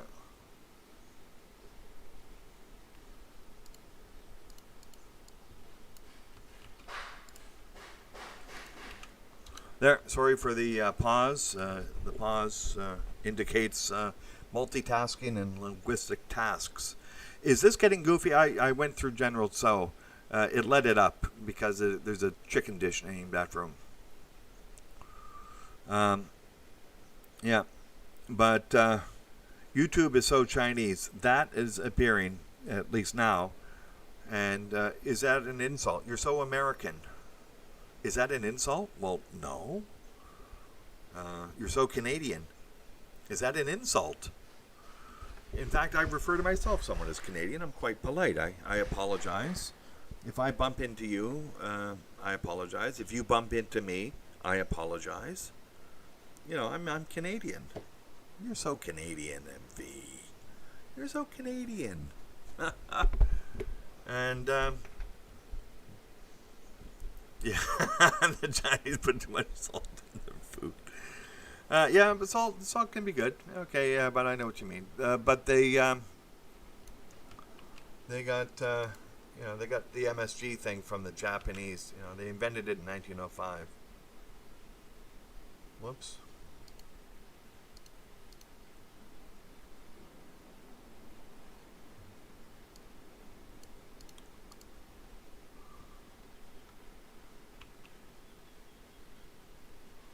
I'm not sure what that means. I'll put it up here.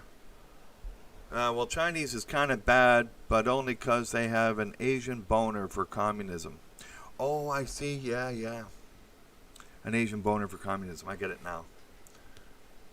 I cannot analyze the children of Mao. Yeah, maybe not. Yeah, we are now, I think, migrating the center of power from America to China, that eventually we won't be able to say anything. Eventually, you'll have to eat pork, whether you're Muslim or not, or vegetarian or not. Those who live east of me cannot say anything about those who live east of me. Oh, I think that's like a song, Johnny. I hear a song in that. My God, how are you doing with the music? You know, I'm really looking forward to hearing a tune. Get an MP3 and email it to me if you like. Or the East cannot say anything about those from the East. Yes, I like that too. My God. Well, yeah, but I think you got a title there, even if there's no lyrics. You know, that's a title. Speak not ill of those of the East. You know, you can, like that. Yeah, I don't know. You know, they're doing horrible things. They beat up on the Christians. They beat up on the Buddhists. They beat up on the Muslims. And, you know, they've got, 54, I think it is, ethnicities. And, you know, I looked them up. But still, about 90% of the population are Han, so it's sort of like one ethnicity. But even there, they're beating up those people, you know, putting them on, you know, the social credit bad boy list. And you know, this is not a way to inspire, you know, anything other than hatred for the government of China. So, but then again, you know, the Americans are doing the same thing. You know, people are saying, you know, that, you know, they want the police to crack down. At the same time, police cracking down is what people don't want. Because look what's happening. It's a mess. It's an absolute mess. There's no one to defend the people of America, except maybe the people of America. They got to defend from Google. They got to defend from police departments. They got to defend from a government that wants to create systems that get into everyone's life everywhere. And they want to promote these hoaxes. And they want to, you know, twist language such that people are afraid of a microorganism that's quote unquote involved with a death, or a microorganism that's quote unquote related with a death. You know, what is this? This isn't modern medical science. You know, they're destroying language, they're destroying science, they're destroying the connections in the community. What are they doing? They're doing everything wrong.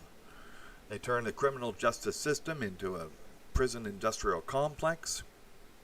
You know, they turn the community defense into a military industrial complex. What are they doing?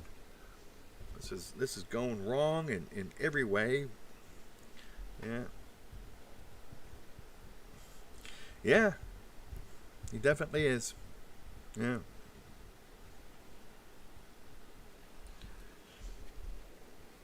Well, at this point, people are making bad comments about Putin in Russia, but the people there like it. They like Putin. He seems to be doing a great job. The economy's doing well, and from the horror of their communist system and the great, instability of moving from a communist system to a non-communist system.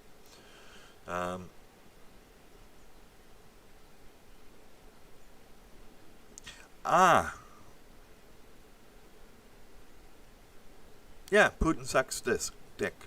We got that. One.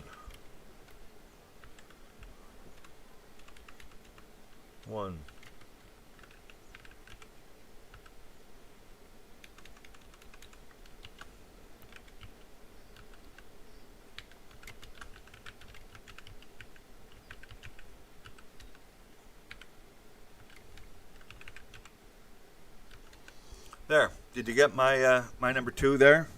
I got your Putin sucks dick there, Johnny Midnight. People, if they're just dropping in the stream, are going to wonder what in the hell we're talking about. We're attempting to discern the boundaries of the censorship algorithms of the evil YouTube. So it's there. Well, I don't know what in the hell they're doing. Google, just go away. Just why in the hell did you ever have to exist? You're the most evil thing on this planet, I've got to say, because you're destroying language. You're promoting insanity amongst entitled snowflakes. It is just unconscionable what you were doing. You were violating the fundamental law of the country that you are incorporated in. There can be nothing worse said than you people. Google is absolutely horrendous. You were first out of the gates. Okay, it was wonderful when you began, but now it's horrible. Absolutely horrible. Yeah. And you are refusing to learn from history that you should not have used your advantage for such evil. And at some point, the community is going to realize that this service, that the ability to communicate, whether in language, which is public, whether writing, which is a public thing, you don't own the words. Nobody owns the words. And Google doesn't own the internet and the ability to do this. And people don't want 1,000 languages. They don't want 1,000 YouTubes. They don't want 1,000, Twitters or whatever. One is enough. It's a bulletin board, so fuck off. You're doing evil. And I mean, the good that you do is being erased by the evil that you're doing. The evil is far outweighing the good. The good you didn't even make, you bought it. You bought YouTube, you jerks. You shouldn't have bought it.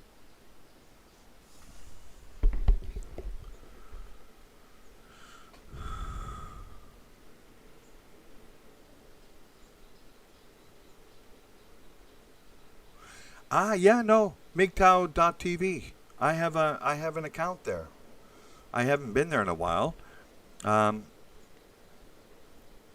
yes, please do. If you notice on my screen, I think I have like that little thing in the bottom right corner. I have MGTOW.tv. So please do go to MGTOW.tv, set up an account, subscribe to those people you want to subscribe to. Sandman, I think TFM and others, Hammerhand, I think. And others regularly post. Other people, I thought I would just post the best of, but I haven't been up in a while. But it's there, and there's stuff there. I've only been really doing hangouts recently, and I'm not posting all of those.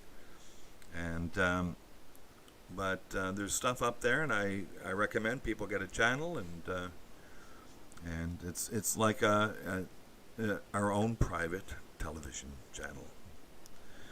And I'm putting up only the best of, as I say, and maybe you can mirror your favorite videos and just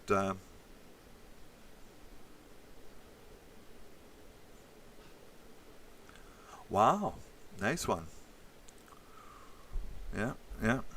Now this is it. We're moving into a new age, and if you can keep it under the radar, you starve the Leviathan of power, and but they're going to come. They got laws for everything now.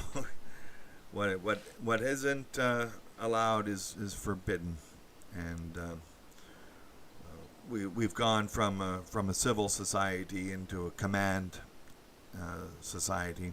You're now commanded by the government, and this was not America. This was not what America was supposed to be. And if America goes down this path, the other countries of the West will soon follow, and we know that. And we trusted Americans to be the leader of the free world. But as we see from the chief of police of Fort Worth, he doesn't want to be the leader of anything free. He wants to prevaricate. He wants to mislead. He wants to write letters that are so confusing that no one knows what they mean. And he wants to do this in order to manipulate the people of his city. He's not serving, he's manipulating. There's a difference, buddy. There really is. Are you a psychopath, or are you just, not up to the task? Because if you're not up for the task, step aside. Let somebody who's able to write a letter actually write the letter and sign their name, Chief of Police. I won't confuse people. Yeah. Ha ha ha! Well, it may be coming to that point, and there was there will be, I think, a time when Americans get sick of it. When I think everyone's sick of it now. I'm looking at some surveys about what Americans think, and land of the worried, 83% of Americans very stressed over nation's future. 7 in 10 say country at lowest point. Now, I don't know whether this is true, but I think it's at the lowest point, and it's at the lowest point because every system is, dysfunctional. Every system. The medical system has abandoned modern medical science. 3 in 4 DC police are ready to quit. I'm seeing this. Well, they should quit. What they've done to that city, is horrible. And, you've militarized. You should quit. You're no longer police.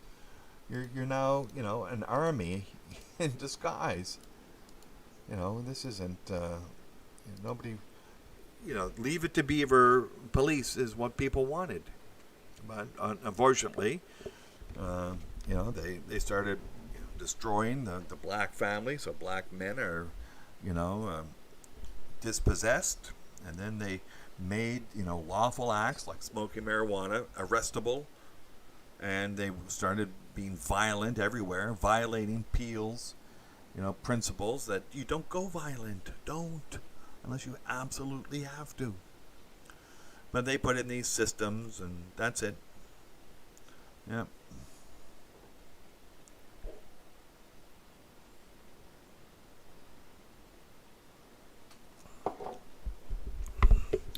I like that. The technocracy has spoken. Yeah, we're into, we're going transhuman. We've removed humans from the system, so the system is now a system. It's not humans making decisions, it's a system. Because psychopaths can't deal with making human decisions. They have to have things written down in statutes and processes. Because they just don't know the difference between right and wrong, between honor and dishonor. They have no guilt. And so they have to have systems. So, the psychopaths should just be identified and told, don't do anything. And give them a whole list of things, and they can just, take it real slow and real easy, right? But instead, some of them get elected to public office, and they press for this statute bullshit. So nobody knows, what's going on. And then they say, the 7 people is,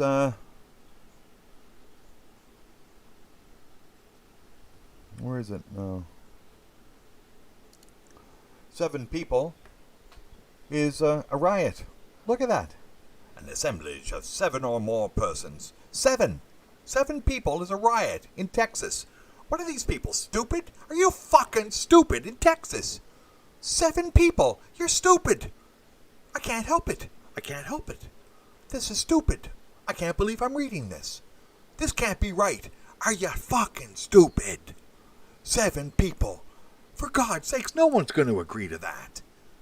What American is going to agree? The 7 people is a fucking riot. That ain't a fucking riot. You stupid, stupid, stupid people. The 7 people is there so you can control 7 people. Fuck off. That ain't America. I don't know what it is. Look at that. And, we can all laugh and say, okay, dead man don't catcall on the back of that, shirt or whatever it is. Oh, we see the sickness, right? This is the feminist sickness. Yeah, okay, no one's catcalling any of you, right? For a number of reasons. Mostly that most of you aren't worthy to be catcalled. My God. What happened to the beauty of the human form? The Renaissance is finished. Rubenesque? No, we don't have Rubenesque here. We've got blob. Yeah. Anyway, you're looking at this. You mean intelligent people actually thought that we could, do this? And that, one person gets arrested and another person doesn't. Okay, we have an unequal justice. Right in there. Oh, okay, sure. And then you should have anticipated it. Okay, there we have thought crime. Oh yeah. Yeah. Maybe you should have anticipated that people would think that 7 people constituting a riot is stupid. And that people don't want to follow stupidity. And this counts as stupidity. 7 people is a riot. My God. They're destroying language. You just can't make this up. Seriously, you can't make this up. And you can't make that up. I see a picture of former Senator Al Franken dressed in a bunny suit with diapers. And then you see a picture of him pretending to grab this sleeping soldier's breasts. And he had to quit for that. He was a joker, and he gets hung for being the jester. A smart man, no question, but then he caves in. I need feminism because no means no, but sometimes yes does not mean yes. Yeah, we know that. Yeah, there we go. And we see men turn and MGTOW all over the place. And, we see why. We see why. Luckily, men are programmed to biologically react in certain ways. And you look at those pictures of those women and you say, my God, yeah, I ain't reacting. There's no possible way you can react to that. Yeah, my God. Yeah, we're all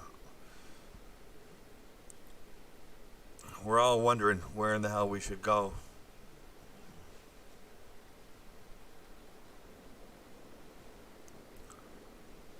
No, I haven't read Tampa.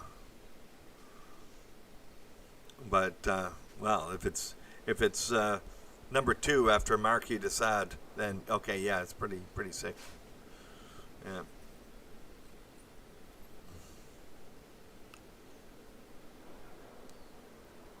Now, PJP, in that one, a riot occurs when 12 or more and use or threaten to use violence. So we have the and. In the Texas one, that's not there. The and is not there. Substantially obstructs law enforcement or other governmental functions.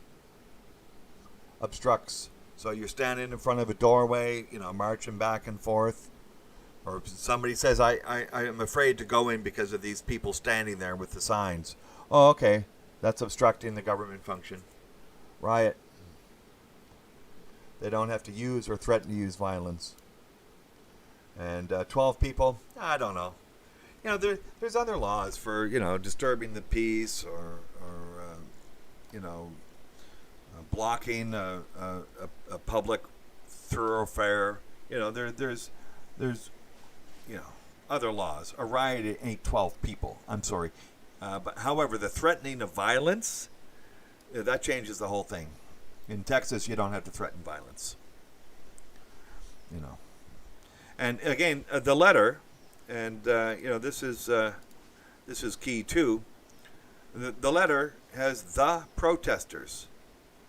Well, I'm not sure what the means. Is it the people for rioting during a protest?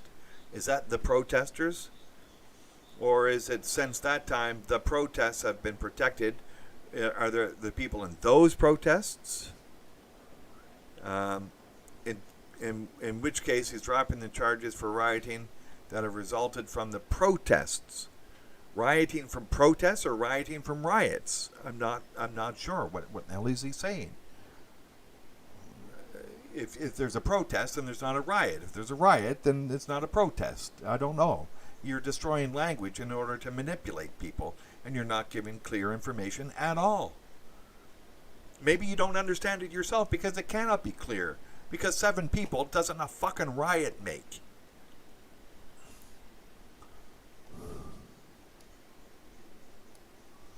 A disturbance? Okay, sure. A demonstration, a violent demonstration? Yeah, but it's not a riot. For God's sakes. You're destroying language. Stop it. You destroy language, you destroy your brain. It's like back and forth. Nobody knows what you're saying anymore. What is it? A protest? A riot? I don't know. And, yeah.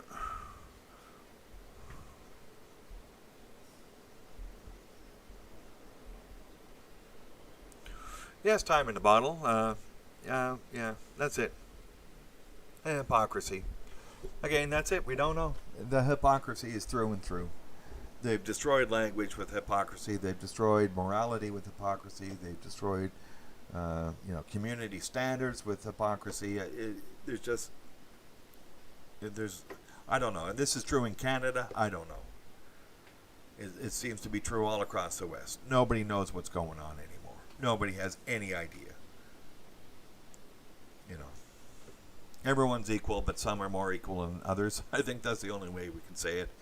They're trying to bring in artificial intelligence. They're trying to bring in robots to patrol the streets so that you don't have humans. You got machines you got to answer to.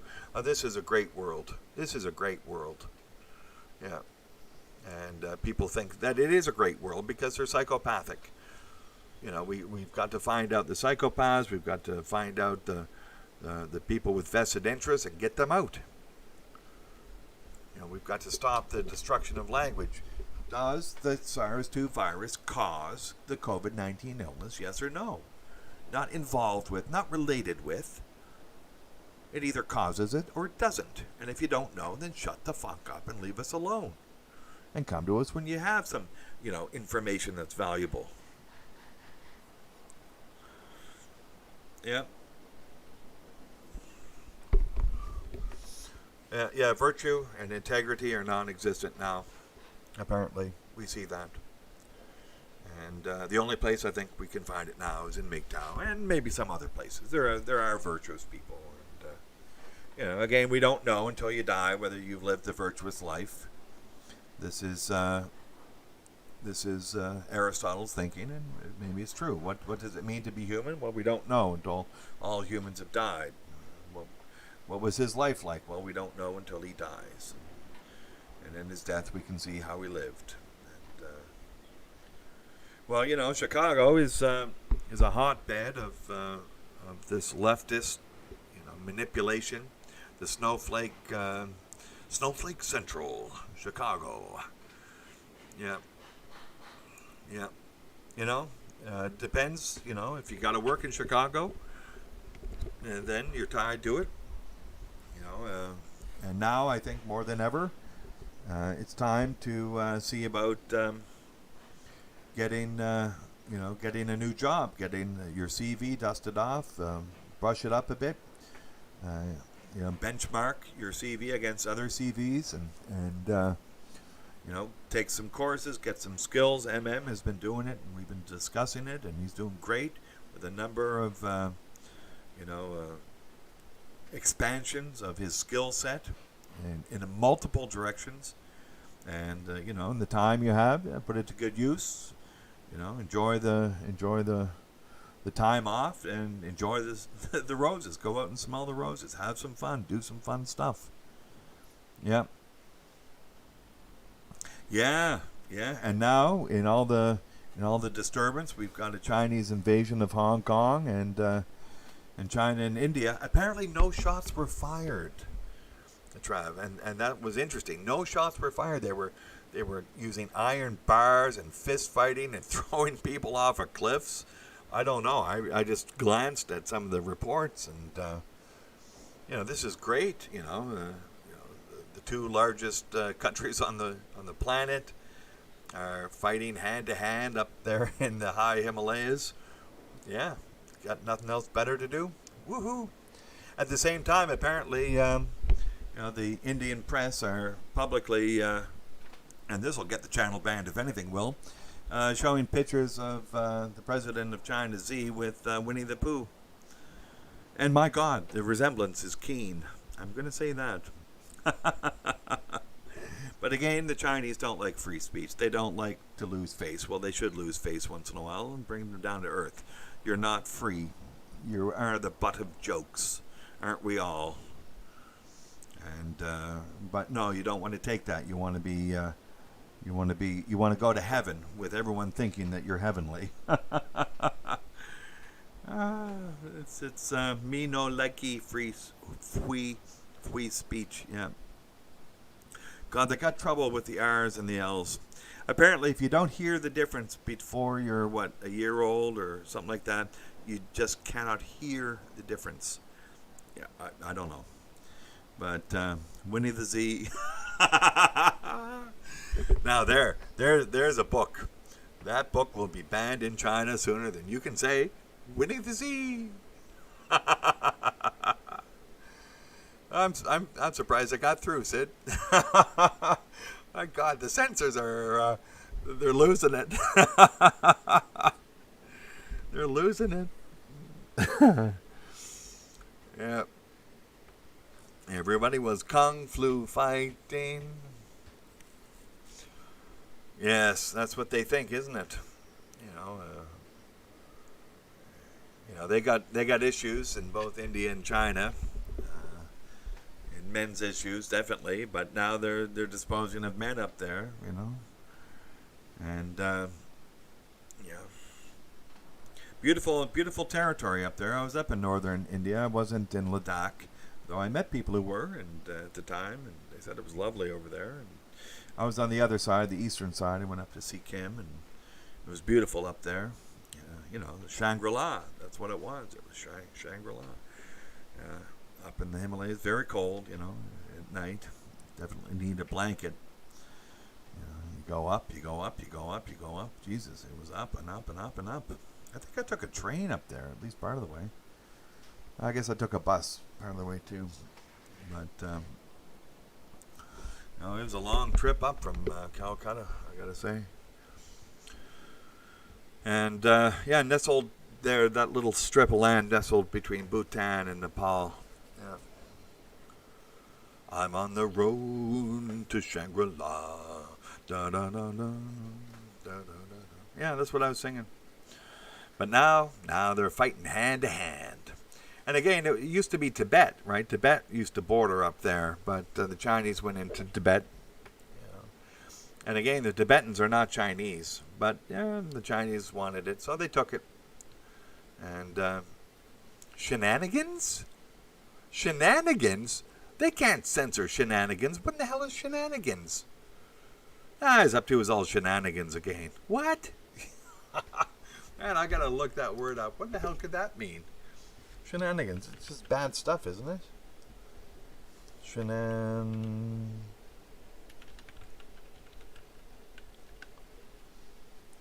Secret or dishonest activity or maneuvering. Silly or high-spirited behavior, mischief. So I thought it was the second. Although, it could have been gone into the first, but not with not like a conspiracy. Yeah. Secret or dishonest, but not criminal. Maybe not criminal. Just not good. But the second, high spirited behavior that skirts the decorum, I would say. Shenanigans. My God. Yeah, malarkey. Yeah, malarkey. Shenanigans. Yeah, balderdash. Yeah. Yeah. This is poppycock. That's it. All of these words, they're all coming up. No time in a bottle. I haven't been on D Live. Has anyone been on D Live, even to hear something? Maybe I should go up there. I think I looked into it a long time ago, but at some point we may need an alternative to YouTube. Google is now being openly attacked by the U.S. government, and it should be.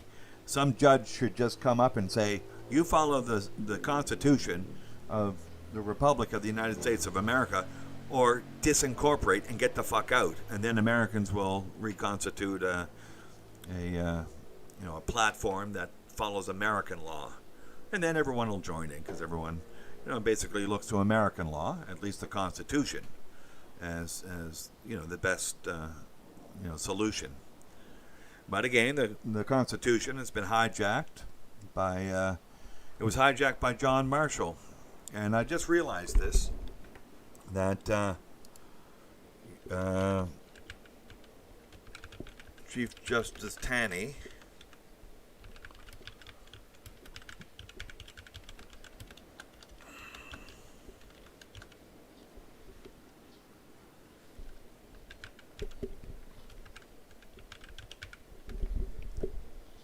Now, this is John Marshall and not Thurgood Marshall. Taney was the Chief Justice who supported slavery. So, in the Dred Scott versus Sanford case, so he's a man who will throw other men under the bus. He's an evil son of a bitch. And he was the Chief Justice, an idiot. Everyone recognizes today on every political spectrum that man was evil and was stupid. Everyone agrees. However, Chief Justice John Marshall is the one who took the power to declare something constitutional or not constitutional. So it was not written in the Constitution that the Supreme Court had that power. And so Chief Justice John Marshall maneuvered the Supreme Court into taking that power. And so it's nowhere supported in the Constitution. So he took an extra constitutional step to give the Supreme Court of the United States that decision-making power, which, under the Constitution, was reserved for the people, which would have been the jury. And so this is what we have. We have two Chief Justices, Chief Justice Taney and Chief Justice John Marshall, who were both evil in a row, and that set the stage for more evil to follow. So the Civil War followed after Taney. Then there was the Reconstruction, and then almost immediately a little spate of prosperity before World War I. Then the boom of the 20s, engineered by the Federal Reserve. Then the crash, engineered by the Federal Reserve. Then into World War II. Then the Cold War. Then we had the War on Terror, and now here we are with the war on everything human. So we now have the war on everything human. Thank you, Chief Justice John Marshall and Chief Justice Taney. You are possibly the worst two men in the history of any empire. Back to back, unbelievable evil and stupidity. If the American jury would just have the power to say that's not constitutional and that's the end of it, then that's good. Because I'm going to take 12 people chosen at random over the 9 people chosen in that court, because they're corrupt and stupid. Obviously, Chief Justice Taney was aware that slavery was wrong. Emerson had stated it very clearly, so people knew. And in fact, all the northern states, slavery had been banned. And yet this man seemed to think that some men can put other men into slavery. He's an evil, evil man. I would rather have 12 people chosen at random. Yeah. And that's it. So eventually, the southern states would realize the northern states, you can't do it. So they would stop. And, they banned the import of slaves, but they didn't outlaw it. They were thinking they could, keep it going for a while. But ultimately, if you think it's right to keep slaves because they're not citizens, then you think that non-citizens can keep you as slaves. And that's just an untenable and stupid position, Chief Justice Taney. You were a complete idiot. Black people were not citizens, so they could be slaves. Oh, okay, then non-American citizens can take Americans as slaves. What a fucking world you want to live in, you piece of shit. Let's throw men under the bus, you piece of shit, Taney. Somebody should dig up his grave, hold a trial, and then have him hanged. Now, they did that to Oliver Cromwell. The king did, after he came back. After they invited him back, he dug up the body, held a trial, had him beheaded, and put the head on a pike, and put the pike in front of Parliament. So, I think Al Gore's still alive, MGTOW Smurf. I think Al Gore's still alive. Yeah, but, he did invent the internet. We have to admit that. What a great man. He invented that. And didn't he invent love? He and his wife, Tipper, they were the basis for that movie, The Love Story, wasn't that? Then they invented love and the internet and so many other things. I can't list them all. Al Gore for president. Oh, no, he lost. Yeah. Okay. Yes, there's a cat that roams around this house. Yeah, somebody brought it in. I got a dog too, but the dog, the dog's not coming in the house, and the dog learned it. It's an outdoor dog, and yeah. But the cat just comes and goes, and I'm basically outdoors, but in the house. So, the cat comes and goes. We haven't named the animals. The cat is the cat, and the dog is the dog. Yeah, and it is a nagging pussy. I got to say that. But, they feed it. So, okay. It's not a bad cat, I got to say. I have great admiration for cats. They land on their feet. They land on their feet. And, you look at a lion, you got nothing but admiration for that, for the strength, for the vigor. And, even house cats have some of that. That's the secret, MGTOW Smurf. I'm expecting Teotwaki. What's for dinner tonight? What's for dinner tonight? Yes, indeed. So, I had someone cook duck last night, and it was very good. I didn't name the duck either, but it wasn't one of mine. I don't have ducks anymore. But I want to. But they fly away. The ducks are hard to keep. So, but no, I don't think I'd eat the cat. Anyway, the dog...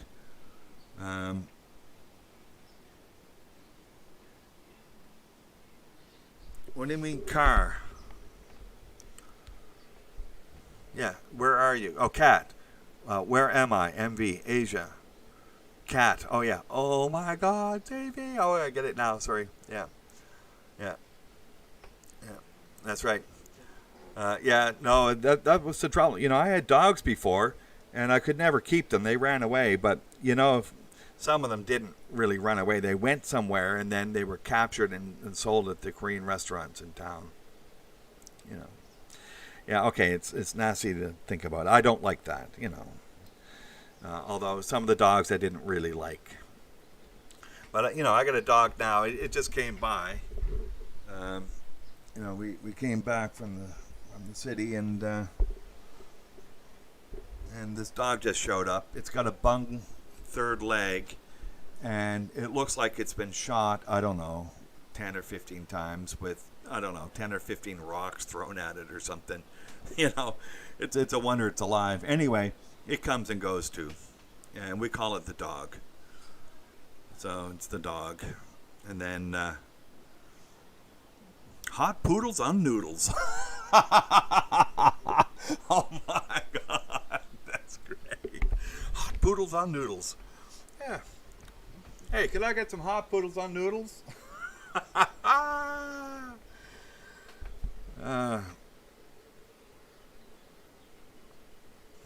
Oh, for God's sakes, time in a bottle. Oh, man. Oh, I didn't think VD was transmissible interspecies. I guess you learn something new every day.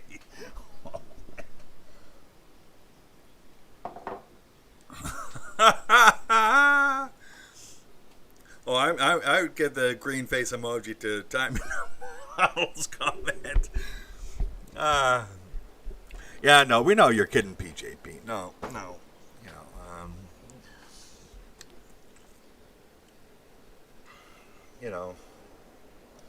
Yeah, it's a shame to eat that, and it's a shame to eat horse, and it's a shame to eat any of these, sort of very interesting animals. I got to say, cows I don't think are interesting, but, maybe. We got water buffalo here, and I find them pretty interesting, actually. They pull the stuff in the fields and stuff. At least they did. We're starting to get more tractors now, but they're still around, and I find water buffalo sort of interesting. And you can tell when you buy it at the store, they don't have the beef, they have the water buffalo. And, you can tell. Yeah. But if you soak it a bit, it's a little gamey. You can soak it, and then it tastes good. But yeah, maybe I'll make a lunch order. Yeah, okay then. But luckily in the country I'm in, the dogs are protected from the VD. The women don't do that here, luckily, as far as I've ever heard. Yeah. Yeah. There we go. Yeah. No, cats are nice. I had a cat before. It fought its way in through the dogs, and then it left after, I don't know, a year, almost 2 years. And, it was nice to have around. I like that cat better than this one for some reason. This one got caught in a tree once. I had to pull it down, climb the fucking ladder and pull it down. It's got a bung leg, too. I don't know. It's got a bung leg. Yeah. It's getting better, though. Yeah, horse meat's pretty tough because, they run. It's, what do you call it when you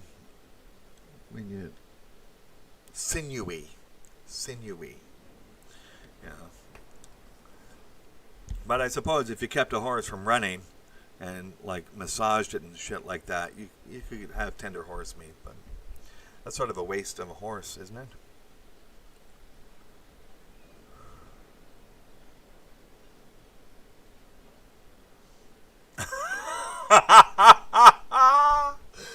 Oh, PJP. I'm gonna take that to be Whitney. What's her face? Yeah, that's the opening line of a. It could be the title as well. My God, that's funny. Yeah. No, horses are muscular and they're meant to run, right? They like to run. They're meant to run, and they get along well with humans, as far as I can tell. They balk once in a while, but then again, so do people when they're being handcuffed. So everyone balks once in a while. What do you freeze, right? You're playing a game. You're supposed to do something. You freeze. Okay, then. Yeah. Oh my God. Yeah, well, I'll show the picture again, and we can just look at that and wonder how many are into bestiality. I see 3 deaths and 3 maybes, definitely maybes. So 3 deaths and 3 maybes. Bestiality. That dead men don't catcall. That's a death. That's definitely a death. Bestiality. Oh my God. You know, I think that part of the intersectionality drive is to prevent interspecies, relationships, and so maybe these people, quote unquote, would benefit from maybe a little bit deeper understanding of what intersectionality means. It means no interspecies sexual relations. Yuck. I pity the animals. And now we're back to Al Franken in his bunny suit. Oh my God, that's funny. Yeah. Anyway, we'll flip that. So, horrible things going on, and I think pretty soon there's going to be some type of pivotal moment where eventually the people with Trump derangement syndrome are going to come face to face with the realization that Americans are just not going to elect Chaz as their new capital. They're not going to go for that. And with all the faults of Donald Trump, with all of his stupidity in playing this COVID-19 game with the Chinese and the WHO, that he's going to get reelected. They're going to freak out.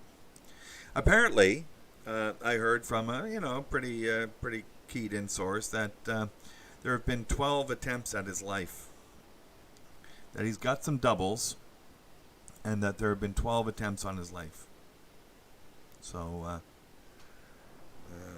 he's playing it cool, and I thought that his habit now of holding a press conference in front of a helicopter that's flying or about ready to fly is a maneuver to prevent him from being killed. So one wonders, how desperate these people are. They wanted to pull a JFK somewhere, but they couldn't. So now they destroyed the economy. They did the same thing with Andrew Jackson. Bolton, the scumbag warmonger of the neocons. He was part of the Project for a New American Century. He was one of those guys. He's coming out with this book filled with lies.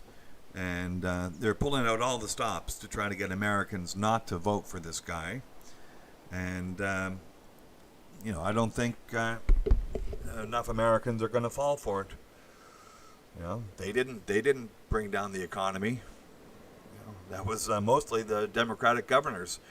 So I think, the governor of New York, Cuomo, he destroyed his state in order to remove a president. And he's going to be remembered for being the biggest loser ever, Cuomo. Yeah. And you see, this is it. You look back at Andrew Jackson. He defeated the banks. I don't know. He's draining the swamp. We see Joe Biden. The guy can't really put a sentence together, and they're running him for president. He's got everything going against him. Credible as such. Nasty sexual incident, and he's got himself recorded with corruption in Ukraine. And people think they're going to elect him. He's the moniker of the swamp creatures, right? He's the very definition of a swamp creature. And the swamp's being drained. We see it. We see the Hollywood corruption fading. We see the New York corruption fading. We see the royal family in retreat. That Prince Andrew guy, he's in serious trouble. They threw him out of the family almost, at least out of the official family. And you know, he's my wicked Uncle Andy. Da, da, da, da, da, da. I think the Who should have changed their lyrics from, Cousin Ernie, wasn't it? Anyway, yeah. Or was it Uncle Ernie? What was that song in Tommy? You know, the childhood sexual assault from the wicked Uncle Ernie, wasn't it? Anyway, you know, so you know, Prince Andrew doesn't sweat, and Prince Charles, he lost his sense of taste and smell due apparently to the COVID-19. This seems to be, you know, I don't know what it is. The lack of taste and smell, and the Queen ran away as quickly as she could. Yeah, Uncle Ernie. Uncle Ernie was the song. You know. Tommy, can you hear me? Yeah. I always liked the song Pinball Wizard. I always liked it. I liked the version with Elton John. I like the other version too, no question. But I thought the version with Elton John was great. And what a showman. Oh my God. Anyway, we're not getting much of that today. All we're getting is more SJW bullshit from these people. And, you know, a lot of it's now in the gaming. So I follow, who do I follow for sort of some gaming news? Jeremy at the Quartering, right? I don't know if you follow him, but, you know, he's pretty clued into all of it. And the men are mostly MGTOW, though they don't know it. It's fine. And, you know, some representative of, I think it was Nintendo or some other one I didn't know, but obviously it's known in the gaming world for you official big-time gamers like PJP and the rest. Anyway, you know, she said, yeah, she likes the Shake Shack because it poisons cops. Oh, my God. And then she had to, you know, remove her channel and try to keep her job. Holy shit. Oh, is this like a test question, Sid? I like test questions. It's like a stumper or something. What prince did not hang out with Epstein?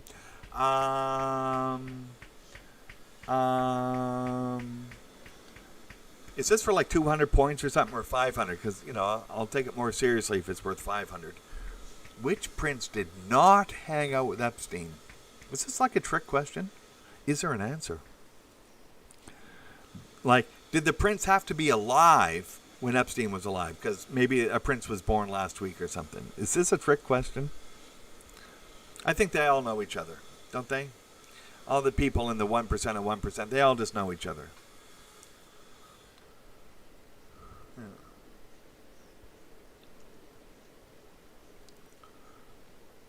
I don't know who Justin Pluto is, but separated from his wife. Yeah, that's the first step down the ladder of hell. Yeah, wait until she divorces him. Well, yeah, he'll just have to rip his eyelashes out totally. She'll want them.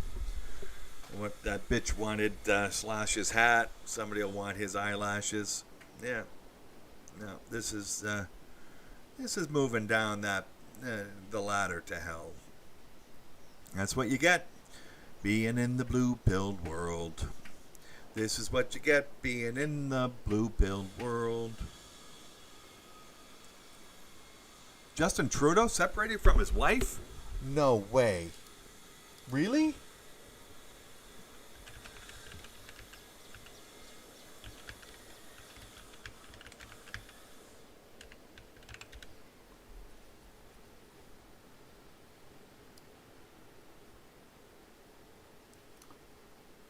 Holy shit.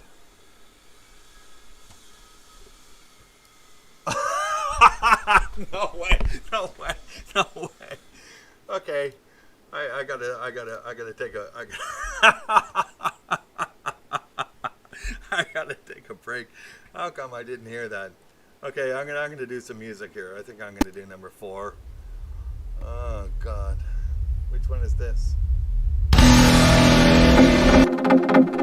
I'll do this one. There we go. We got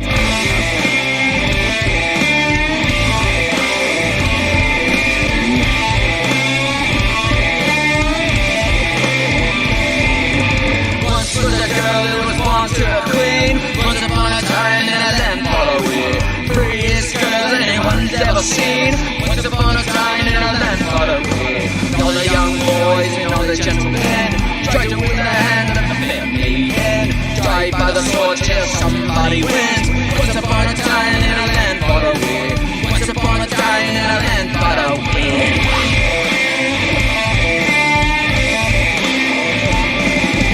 Young man looks his fingers to the bone. Once upon a time in a land far away, there's enough bread to buy her a home. Once upon a time in a land far away, years go by, she begins to bitch. Once upon a time in a land far away, child of a man and makes a switch. Once upon a time in a land far away, once upon a time in a land far away.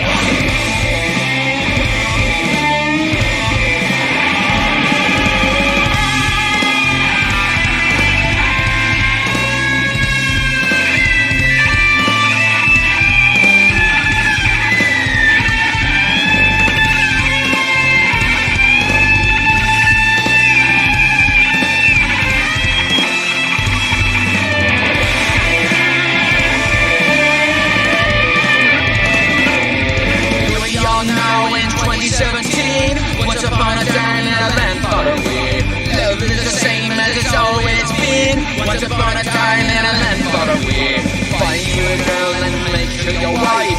Once upon a time in a land far away, end up in mourn and lose your life. Once upon a time in a land far away, once upon a time in a land far away.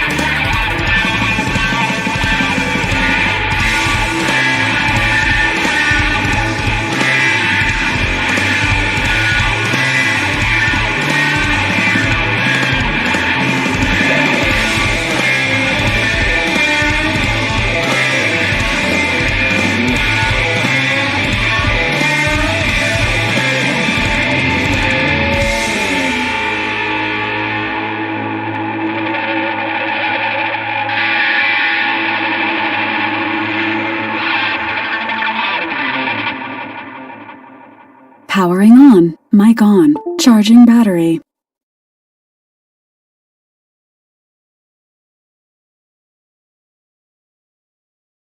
Well, I think it's over, and we'll get back to normal here.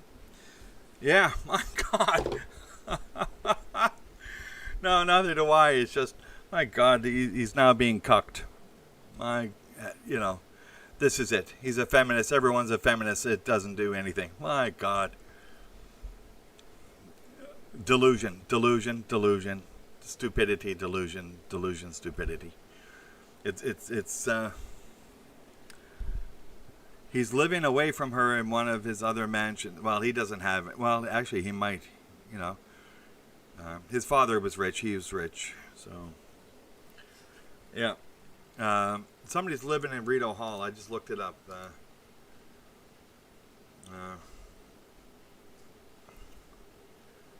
Yeah, so...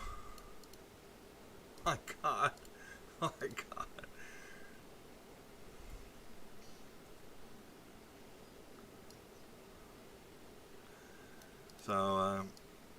So I think she's living on public land. The couples, the Prime Minister's Wooded Retreat. I don't know. Is that owned by the government? Because Rideau Hall is owned by the government.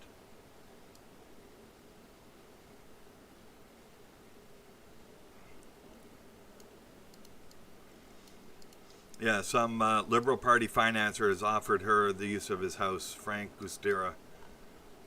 You know, he's intolerable to live with. My God. Oh my, oh my. Jeez, I didn't know that. That's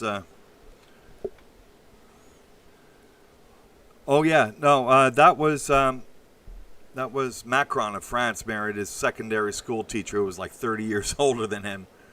Yeah. Yeah. My God, how absolutely appropriate. Is it poetic justice? Poetic justice.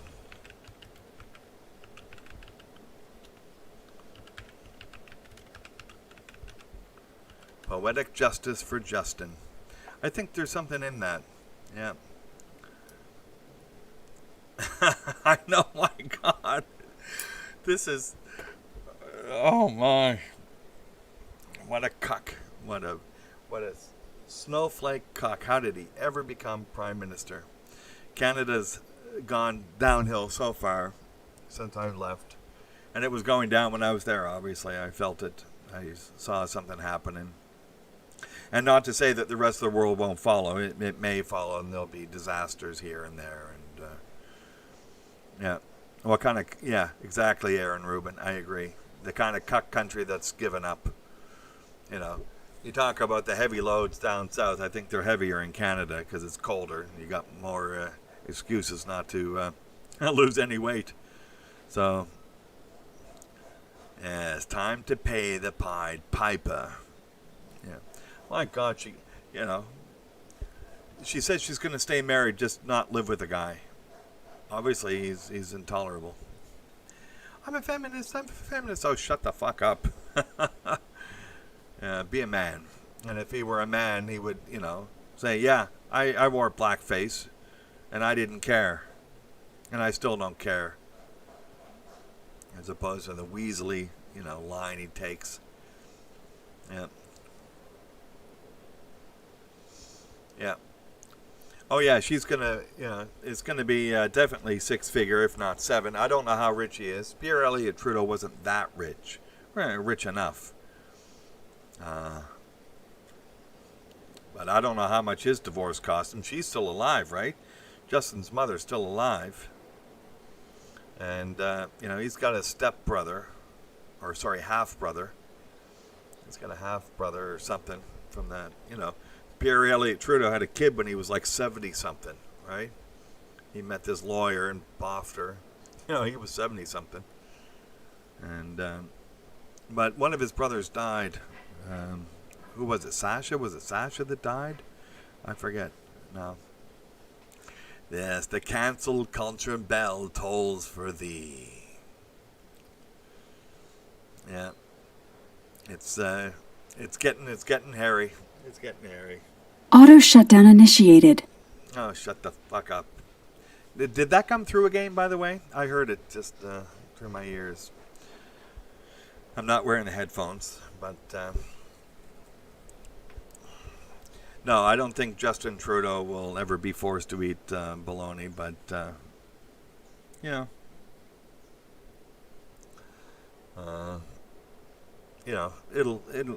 it hurts. It hurts. Yeah. Eat stank. Ooh, man, I love that word. I don't know what it means, but I love it. Stank. Get married and you will eat stank. Yeah. Okay, thanks, Time in the Bottle. Yeah, it's just my headphones. I don't know why it's bleeding through, and I should think about it. I haven't given it that much thought, but, yeah. Okay, well, just shut the damn thing off. Auto shutdown cancelled. Powering off. There, I shut it off. So, I think I shut it off. These fancy headphones. Anyway, I don't want to think about it now. Anyway, this has been a most interesting piece of information that maybe I should have known, but I'm an expat Canadian, so I don't know what's going on in Canada, really. I get little bits here and there. And obviously, that's not important news. What's important is that there are riots in support of Black Lives Matter in, Vancouver at least, and Toronto, I guess, and maybe a couple other places. And Canada has some issues with its police becoming not part of a criminal justice system, and definitely not human. Not part of a criminal justice system and turning into a prison industrial complex. Canada has somewhat avoided it. Our incarceration rate per population is much less than the States. So there's some good news. There's less disposability of men in that regard. And now with marijuana being legalized, then the amount of incarceration is going to go considerably down. And, we know that 4% of men and 4% of women are psychopaths, and maybe some of them need to go to jail in order to protect the community. No issues there. And that some other men maybe need a firm hand to bring them into line, and okay. And but ultimately, the fewer men that are disposed of and sent to debtor's prison because they can't give the woman everything she wants to keep her into a life to which she's been accustomed, was the word. After women have taken them for everything he's got, which was a term I heard while growing up young. And, I don't know how I responded to it. I thought it was normal, and then I realized it was aimed against me, and maybe I intuited that. Get the hell out. Yeah. Russia with a one-way ticket. It may be a good time to learn some Russian time in a bottle. There's nice places in Russia. I like the lower Volga. I went to Google Earth and went around there. It's looking like nice land. And you're near the Black Sea. And, I wouldn't go up to some place like Archangel or something like that. Murmansk or... that seems a little too chilly for me, but some people might like it. But it's a huge place, and they want people. You learn enough Russian to get by, set up whatever it is, buy a little farm or something. So,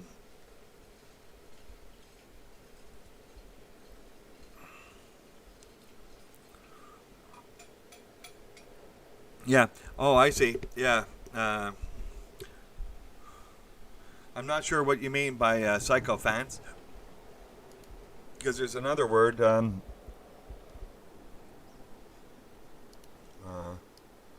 sycophants.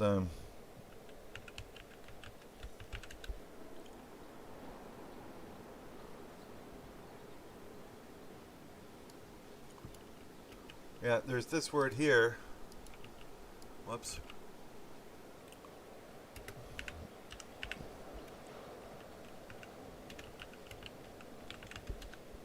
So you got a psychophant and you got a psychopath. And the psychopaths, they're not crazy. They just don't feel guilt or honor. So they don't know right from wrong. Then we got psychopaths. Yeah, that's somebody who wears crazy colored pants, isn't it? Yeah. So, but the psychopaths... they're not crazy. They can be pretty smart, like sane. They just don't know guilt. A psychophant is someone who's obsequious and will be an insincere flatterer, as they say. Yes, boss, you're right, boss. You're great, boss. You're good, boss. Yeah, people like that. An ass kisser. But psychopaths definitely. Some of them are insane, and they got. If you're insane and you don't care about killing someone, they have no guilt. They just kill somebody. It's like an ant. There's nothing. There's nothing. No empathy at all. So there's a mechanical problem, a physical problem with the brain. It just won't compute. It's like a colorblind person, except this person's blind to guilt and honor. So they may be perfectly sane, and a lot of them, they're manipulators because they don't care. They're gaslighters extraordinaire. And if they get into political power, they're extremely dangerous. If they're chief of police, they're dangerous. I'm fairly convinced that the chief of police of Minneapolis is a psychopath. Because the obvious thing to do would be to resign. After seeing that video, I quit. Obviously, the men don't respect me, and that's it.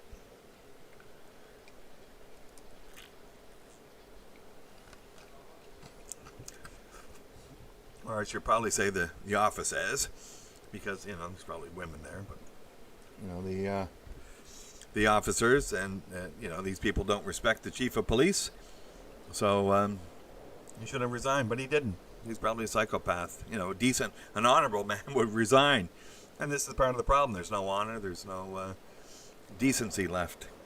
These systems have not become a criminal justice system. They're not a human interaction. It's not even a criminal justice system. It's a prison industrial complex, and the person's not going to resign because they don't have to, and it's not written in any book. And so, they're not going to take any personal hit on it at all. They're just a functionary in a cog in a wheel in a rat race. And this is an anti-human system moving towards a transhumanist system. So, this is the problem. Start elevating psychopaths and sycophants to positions of power, and time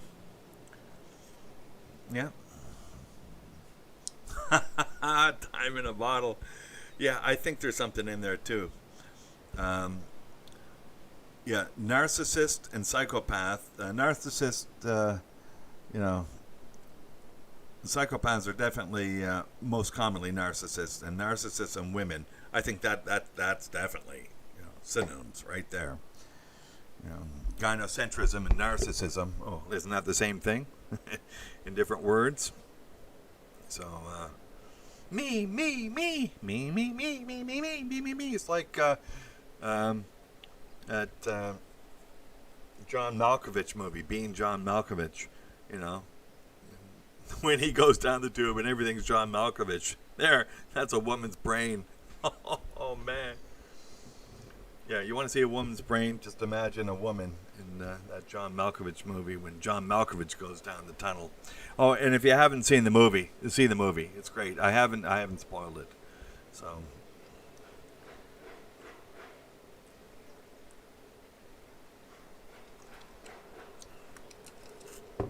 Yeah.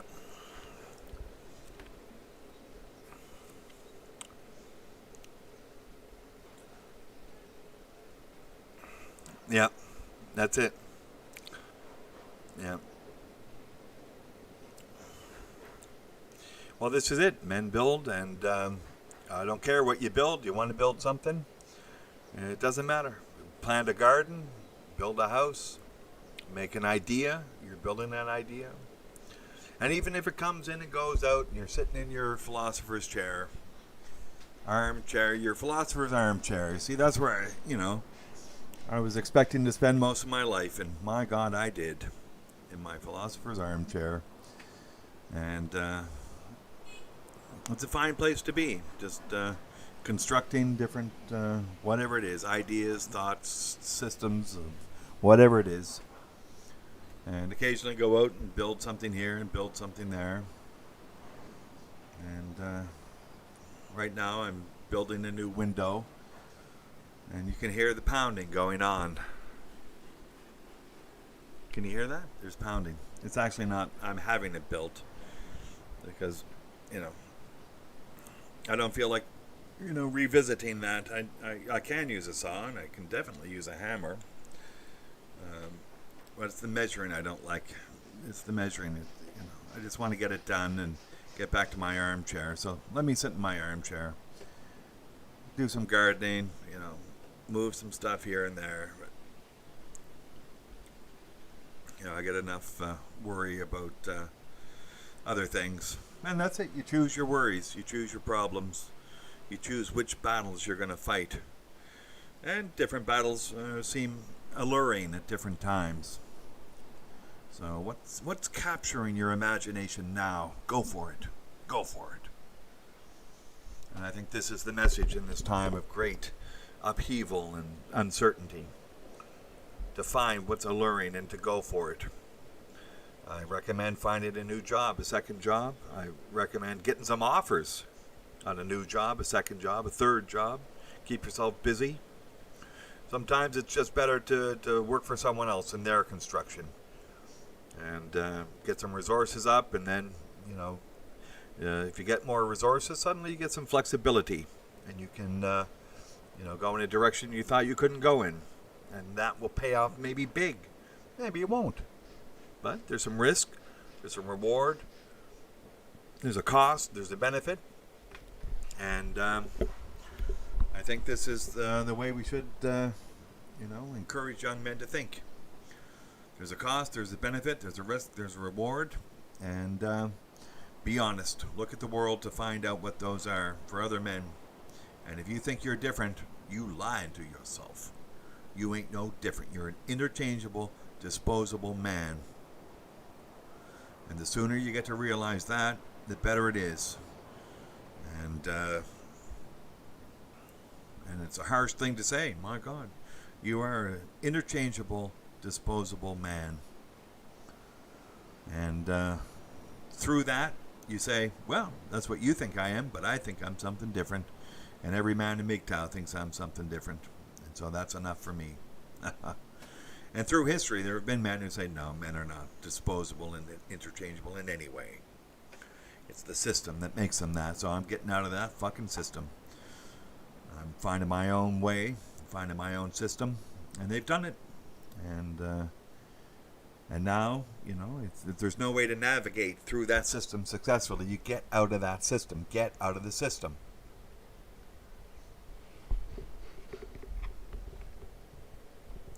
Yeah, thanks, BJP. Yeah, I'm getting work done. I'm getting work done here. Yeah, well, they're not necessarily, they're the people who follow the channel here, and it's the men in the chat, and it's the men who come on and talk, and we're in this as trying to make it through this world in all the different ways. And not all men have to be destroyed or they're made casualties or beaten up or anything. No, you don't have to do that. You can make a way through and do great things. And I hope to do great things. I'm open for that possibility, and I'm trying to do the great thing in my philosopher's armchair.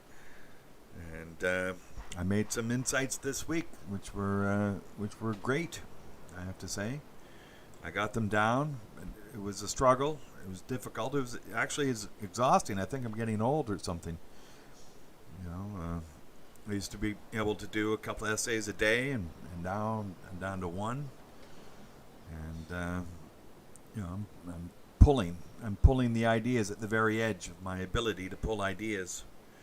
And so it's getting harder, but the ideas are pretty sophisticated. Anyway, I'm getting an error message here from YouTube. Obviously, we've been on long enough. They're aware of us. They hear us. They see us. Yeah, I am not a cult leader. I am not. Go your own way. Go your own way. Be careful. Stay safe. Give good advice to young men. Be responsible for the advice. This is not a cult. MGTOW is not a cult. I am not a cult leader. And so I'm just up here making sure that we can all talk together, and hopefully, that's it. Yeah, this is, today it was the one thing I sort of wanted to point out was that letter from the Fort Worth chief of police, and how it was, confusing on many levels. And you look at what a riot is in Texas, and you say, my God, no sane person, no educated person is going to say 7 people standing around is a riot. Obviously, somebody has gone off the deep end in Texas, like a lot of people, to pass that statute or something. So, this is what you got to watch out for. This is the institutionalized disposability of men in these laws. So yeah, we want to obey the law, but the law doesn't come down from people writing words on paper. It rises out of the people. And if the people don't think that 7 people is a riot, why would they write it in these words and expect that to be the law and not what's in people's hearts, what's in their minds, what they know? And then they want to say it's a Class B misdemeanor, so that means you don't get a jury. So they think that they can, convict people of rioting when it ain't a riot. And they do this to men, to dispose of them, to give them a criminal record, to put them into the system. This is vicious and evil, and this is Texas. It's as vicious and evil as other places in the West. And this is the system you have to avoid. These people are evil. Google is evil now. YouTube is evil. The system is evil. No system is human anymore. No human in the right mind is 7 people standing around, blocking an entrance to some building is a riot. No. They destroy language. They destroy reality.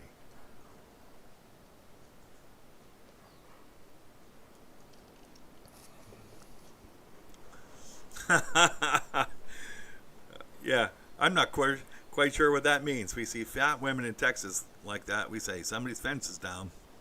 Oh, yeah, I see what you mean now. They got out. Yeah, it's too late. Too late closing the barn door. The cows are already out. Somebody, I think I'd say, somebody left the barn door open. Yeah. Hard to say, woke folk, about the pyramids. I'll just, put it out there that they may not have been slaves. And apparently, moving those blocks is not especially difficult. Some guy did it. And he just did it. And he showed you how he moved like a 3-ton block. Zip. No problem. So with the lever, you just get the lever. You get the lever and you pull the block. You get the lever, you pull the block. And you can move them. Okay, it might take a little bit of time, but what else you got to do? 6,000 years ago. You got lots of food. The Nile floods. Apparently, there's going to be a war over there. Ethiopia is blocking the Blue Nile or the White Nile or something. They're blocking part of the Nile, and they're going to take enough water such that the rest of the Nile is going to go down, and so we'll have to see. But ultimately, I think they can probably work it out.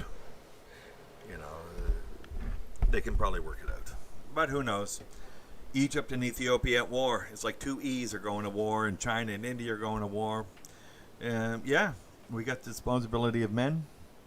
Ethiopia maybe needs to dam it off. They had that horrible drought when I was young, giving rise to all those horrible jokes to just try to get away from it, but it's horrible. And maybe they do need to have a supply of water up there. It's landlocked. It lost Eritrea, which had inorganically been assigned to Ethiopia as a gateway to the Red Sea. But anyway, Eritrea is now independent. Ethiopia is now independent and landlocked. So now they're damming the river, and Egypt's unhappy. And of course, most Egyptians live within 20 miles of the Nile River. And they get their water from it, and all sorts of stuff. It's do Google Earth on the Nile River, and it's an impressive thing. And at some point, the water's going to be rerouted to better uses. This is what happened to the Aral Sea. We hear about the Aral Sea going dramatically down in size, and that's true. And then you look at it, and you go up the river from where the water is, and suddenly you see in, Uzbekistan and Turkmenistan, Tajikistan, you see the people have taken the water that normally went into the Aral Sea, and they've created giant farms all along the river. And so they stopped their wandering, and they became farmers, and now they're producing lots of food. These people can live, And yes, the sea disappeared, but it disappeared for a reason of, food production. So it sort of makes sense. And maybe at some point they'll be able to, recreate some amount of the Aral Sea. It's hard to say. I think if they really wanted to, they could, redirect the Volga, because the Volga is massive, and redirect some of that if they wanted to. But you look at Kazakhstan and you say, where are all the trees? There's no trees in Kazakhstan. There's some trees, but there's no trees there. And you say, why aren't there trees? And then you go, oh yeah, no trees on flat Earth. Actually, you don't say that, but if you haven't seen that movie, I'll recommend it again. And it has not really anything to do with flat Earth at all. It doesn't have to do with flat Earth. But it is stunning. Whatever it is, it's stunning. I think it's a great title because really it has nothing to do with flat Earth. The first part sort of, the first 20 minutes or so is sort of interesting, but not really interesting introduction. Then we get to the mind twister, and that lasts for most of the video. And then the end part, I'm not really taken on. But actually, no, there's a third section which I'm keen on, and then the final section, I'm not really following that at all.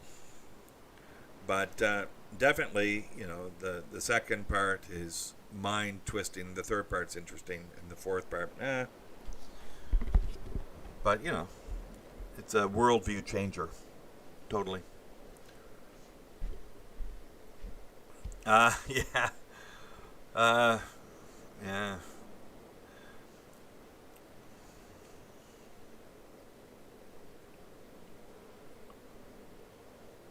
Yeah, I'm just wondering how to approach that, because one of my issues now is I'm hoping to stimulate someone to tell me what causes Earth's magnetic field.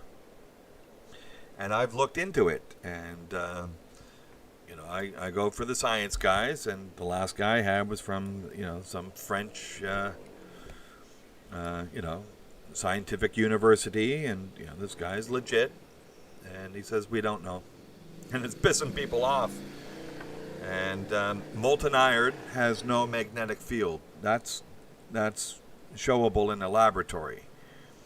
So molten iron creates no magnetic field. Oh, okay. So what creates Earth's magnetic field? We apparently don't know. And that makes it worse because apparently the magnetic field is decreasing. And obviously we don't know why, and the poles are shifting, and then again we don't know why.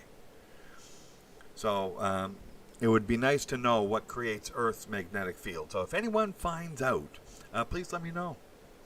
And again, you can do a little research. They don't know. And when I was in high school, I believe I can get images. That the Earth's magnetic field is caused by the iron in the core. Yeah, but molten iron has no magnetic field.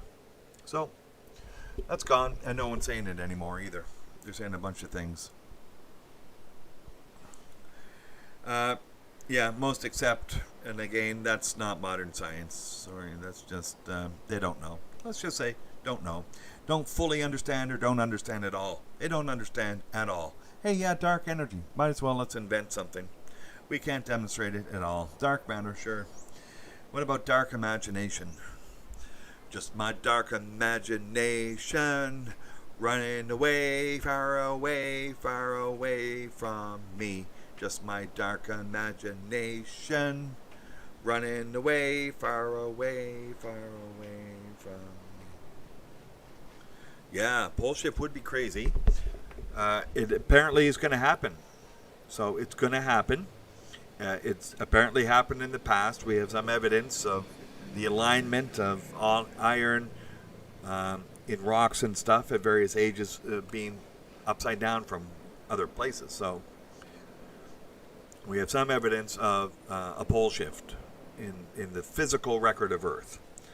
So my question, and which I haven't fully been able to answer, is if magnetic north becomes magnetic south and vice versa, will electric things still work?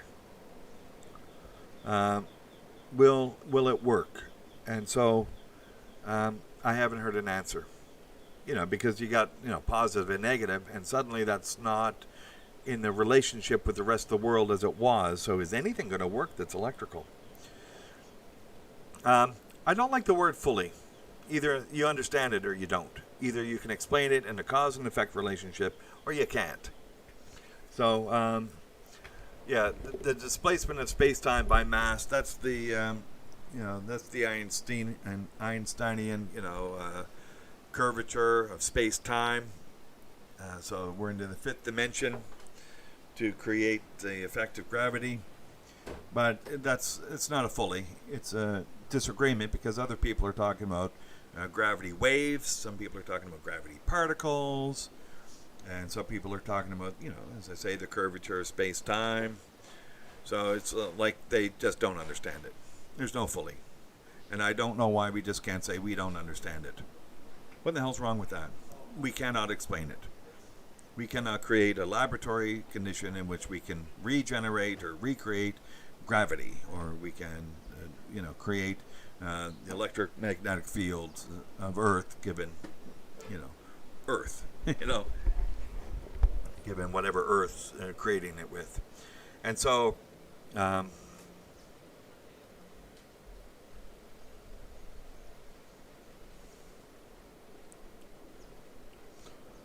there are degrees of understanding.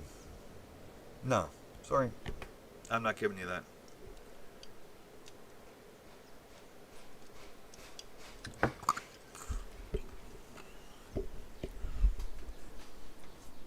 I'm not giving you that.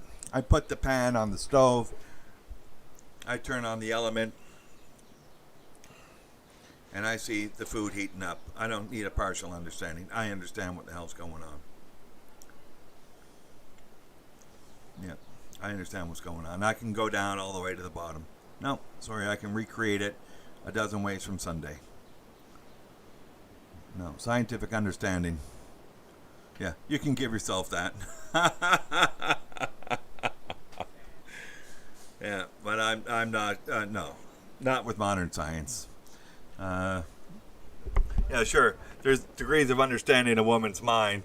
It's called little and then none. Because I don't think they understand their own minds. They don't have the ability to spend the time. And men may be imperfect, but women are also imperfect. And if you can overcome the imperfection and recognize that, okay, I'm imperfect, so I'm not going to hold a gun to your head. Okay, well then that's cool. But they won't do that. They're holding a gun to men's head, and so fuck off. You want me to be perfect? Fuck off. Because I'm not going to be. I'm going to make mistakes, and if I have to say sorry, well, I'll say sorry. And if you're going to hold that against me, well, then that's your problem. And if it's a serious matter, well, then I'll have to take responsibility and resign. Yeah, see? However, MGTOW Smurf, I make that same statement or similar statement, but I say be safe. Avoid using words like always, never, every, nobody. So I use the word avoid using. So that way I get to not use the word never. Although I'm going to say it's, well, sometimes it's never. I'm going to say pigs never fly. There we go. Something like that, There's just situations. And men are never perfect. Okay, then. And because it's hard to tell, perfect changes, I think, over time, because it's an imperfect definition of perfect. Because it's historically ensconced. The valuation of slavery obviously has changed, as it should. We're out of it now, and the last country, I think, was Mauritania to outlaw slavery in the mid-1980s. So there was slavery, which was legal and such, lawful also in this country of Mauritania and others. in my lifetime. So, this is a world where things change, and so I don't think we can be perfect. Yeah, avoid. Yeah, I never said never. I said never. No, you did. But it's a strong thing to say. No, in some way, it's better to use the word never, because then somebody picks up on it. But you just use it. Exactly. You've got it. And you just point out you got the idea. We are not perfect, and we try to, we're open to greatness, although, most of us ain't going to make it. But if none of us try, if none of us push ourselves, then nobody else is going to push themselves. That's it.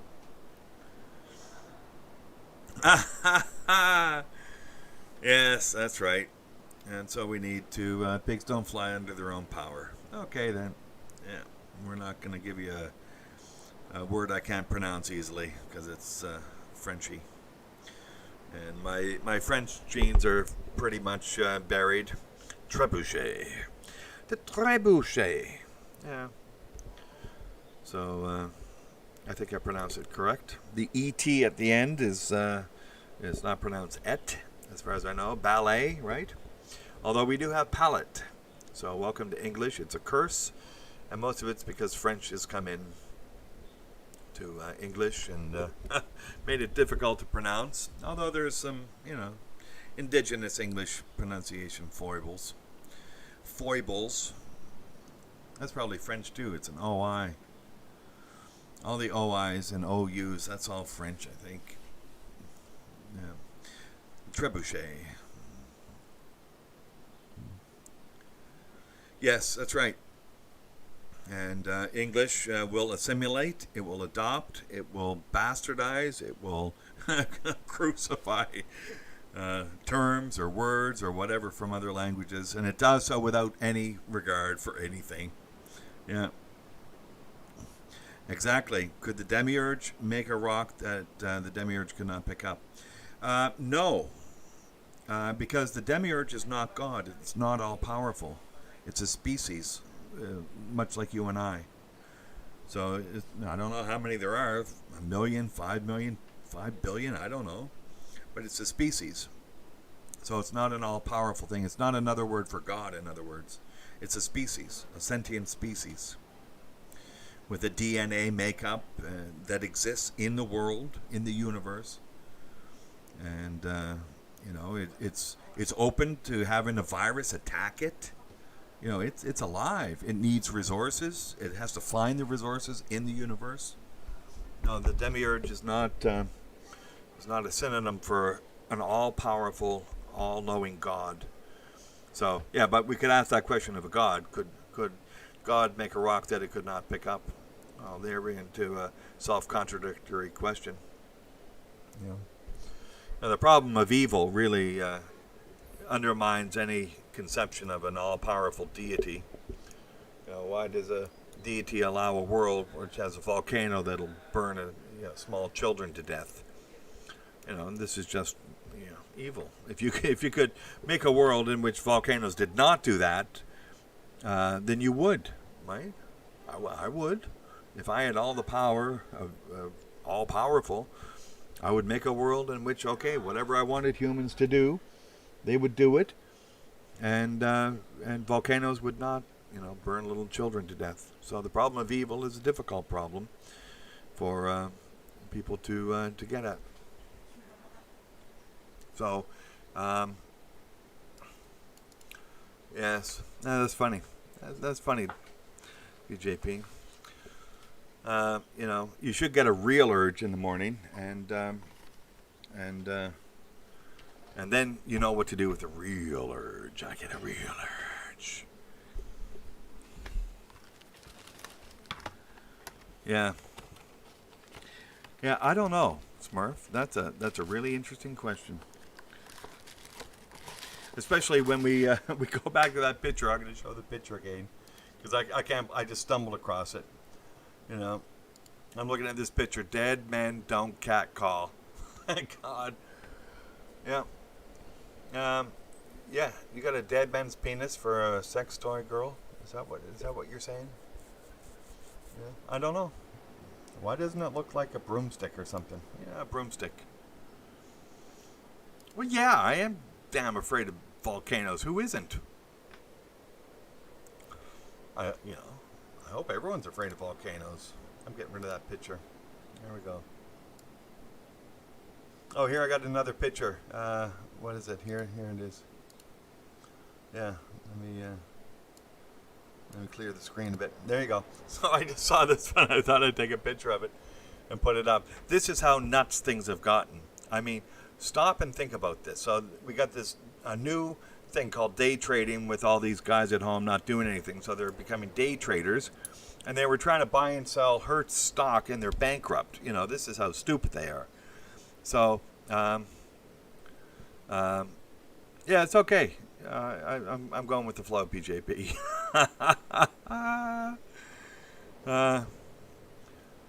Yeah, no, volcanoes are not okay. They explode and they spew out toxic fumes and shit. No. Anyway, so this picture here, the day trading icon Portney. I don't know the guy. I didn't look him up. I figured he was, making a lot of money, but now he's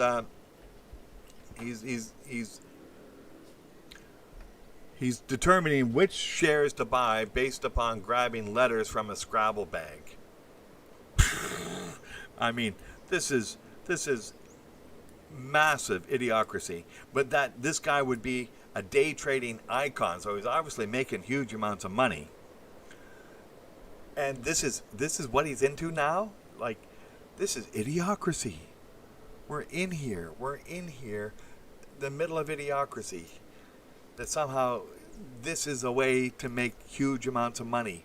To pick Scrabble bag, tiles from a Scrabble bag, and to buy stocks based upon that. Like a complete disconnect from reality. We're not even talking about, looking at the stars or something where there might be some bizarre type of connection.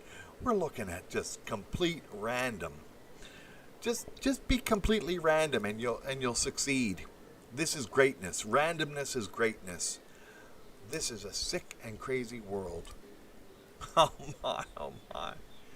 It's a sick and crazy world. And on that note, Joe versus the volcano.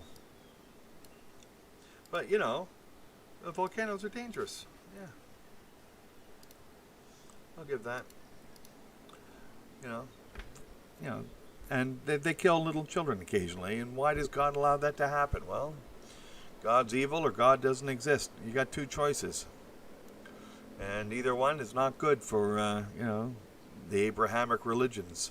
Or indeed any other monotheistic religion which calls on an omniscient and omnipotent deity.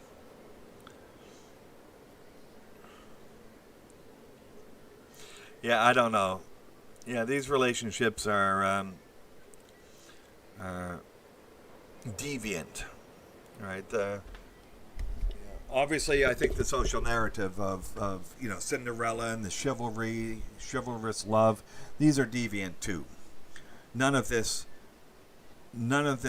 is towards either what would be sensible to a man or what would be sustainable for the community.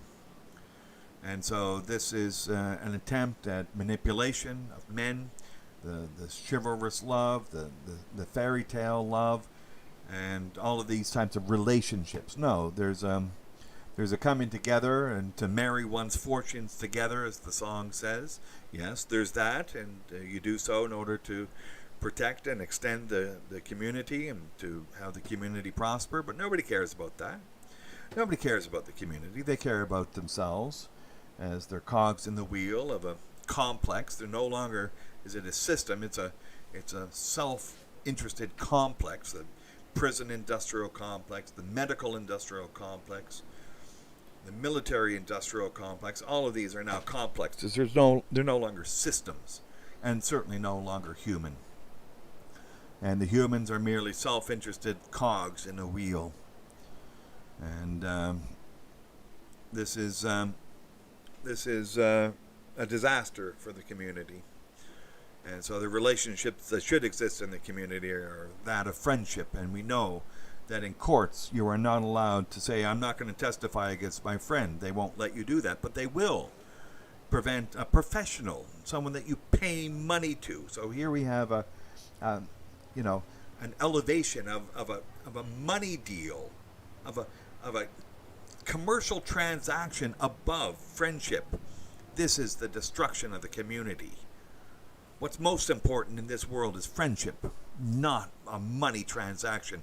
And that a court in the community would elevate a commercial transaction as more sacred, more powerful, more meaningful than a friendship is, I think, part of the perversion of what is natural, what is a good relationship, what is a solid relationship within the community.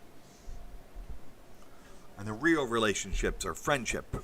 The real relationships are the continuity of their relationship towards some end, whether it's just getting together to keep your sanity, to talk about your freedom, to talk about your self-preservation, and to have a beer at the local pub. You see, that's something that's sustainable. That's something that's good. And okay, in former times you would get together with a quid pro quo and raise a family and have the children run around and then work in the fields. And anyway, this is the deviant relationships that somehow lesbians or homosexuals, they have some type probably of genetic problems, or they're just reacting in a social, oppositional way. They want to react against the constraints of the community, so they decide they want to do everything other than what the community wants them to do. Okay,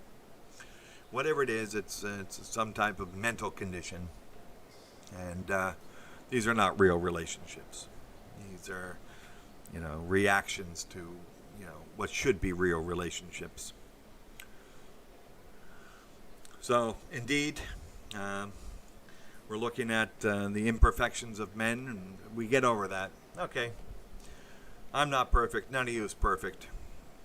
And so what? And if you get to do a great thing, I ain't going to rip your statue down, despite the fact that maybe somebody thinks your imperfection was more important than I think it is. No, I'm not going to do that 200 years later. This is just despicable. Okay, these men weren't perfect. Somebody put their statue up for some reason. Find out what it is and disagree and see if it's better now. And it is better now. It's not perfect yet, and maybe never will be. But things have gotten better, and these men set up a good system at the beginning, and it's gotten better, and now it's getting worse. So if you don't think it's going in the wrong direction, I don't know. And ultimately, our feminist cuck prime minister in Canada, he's getting his just desserts for being I don't know, whatever he is, a simping weasel. Yeah. And anyway, yeah, perverted sex. It's all perversion. It's an introversion. It's, I call it an inversion of values, where what's most valuable becomes least valuable, and what's least valuable becomes most valuable. And, this journey I've made is coming to see the value of men's relationship between men. And this has always been the glue to hold together the community, and the women get together in their clutches and talk. And that's fine. And men get together and they make decisions to make the community stronger, to build a new building, to build a new road. And they go home and they make an invention to improve things and all of this. And some men seek to understand the inner workings of gravity or whatever. And each in our own way, we're struggling with our weaknesses, whether they're biological, created, or just fucked upness, because everything seems to be pushing down against men. And it's only recently men have arisen up and said, screw you all. Screw all of this.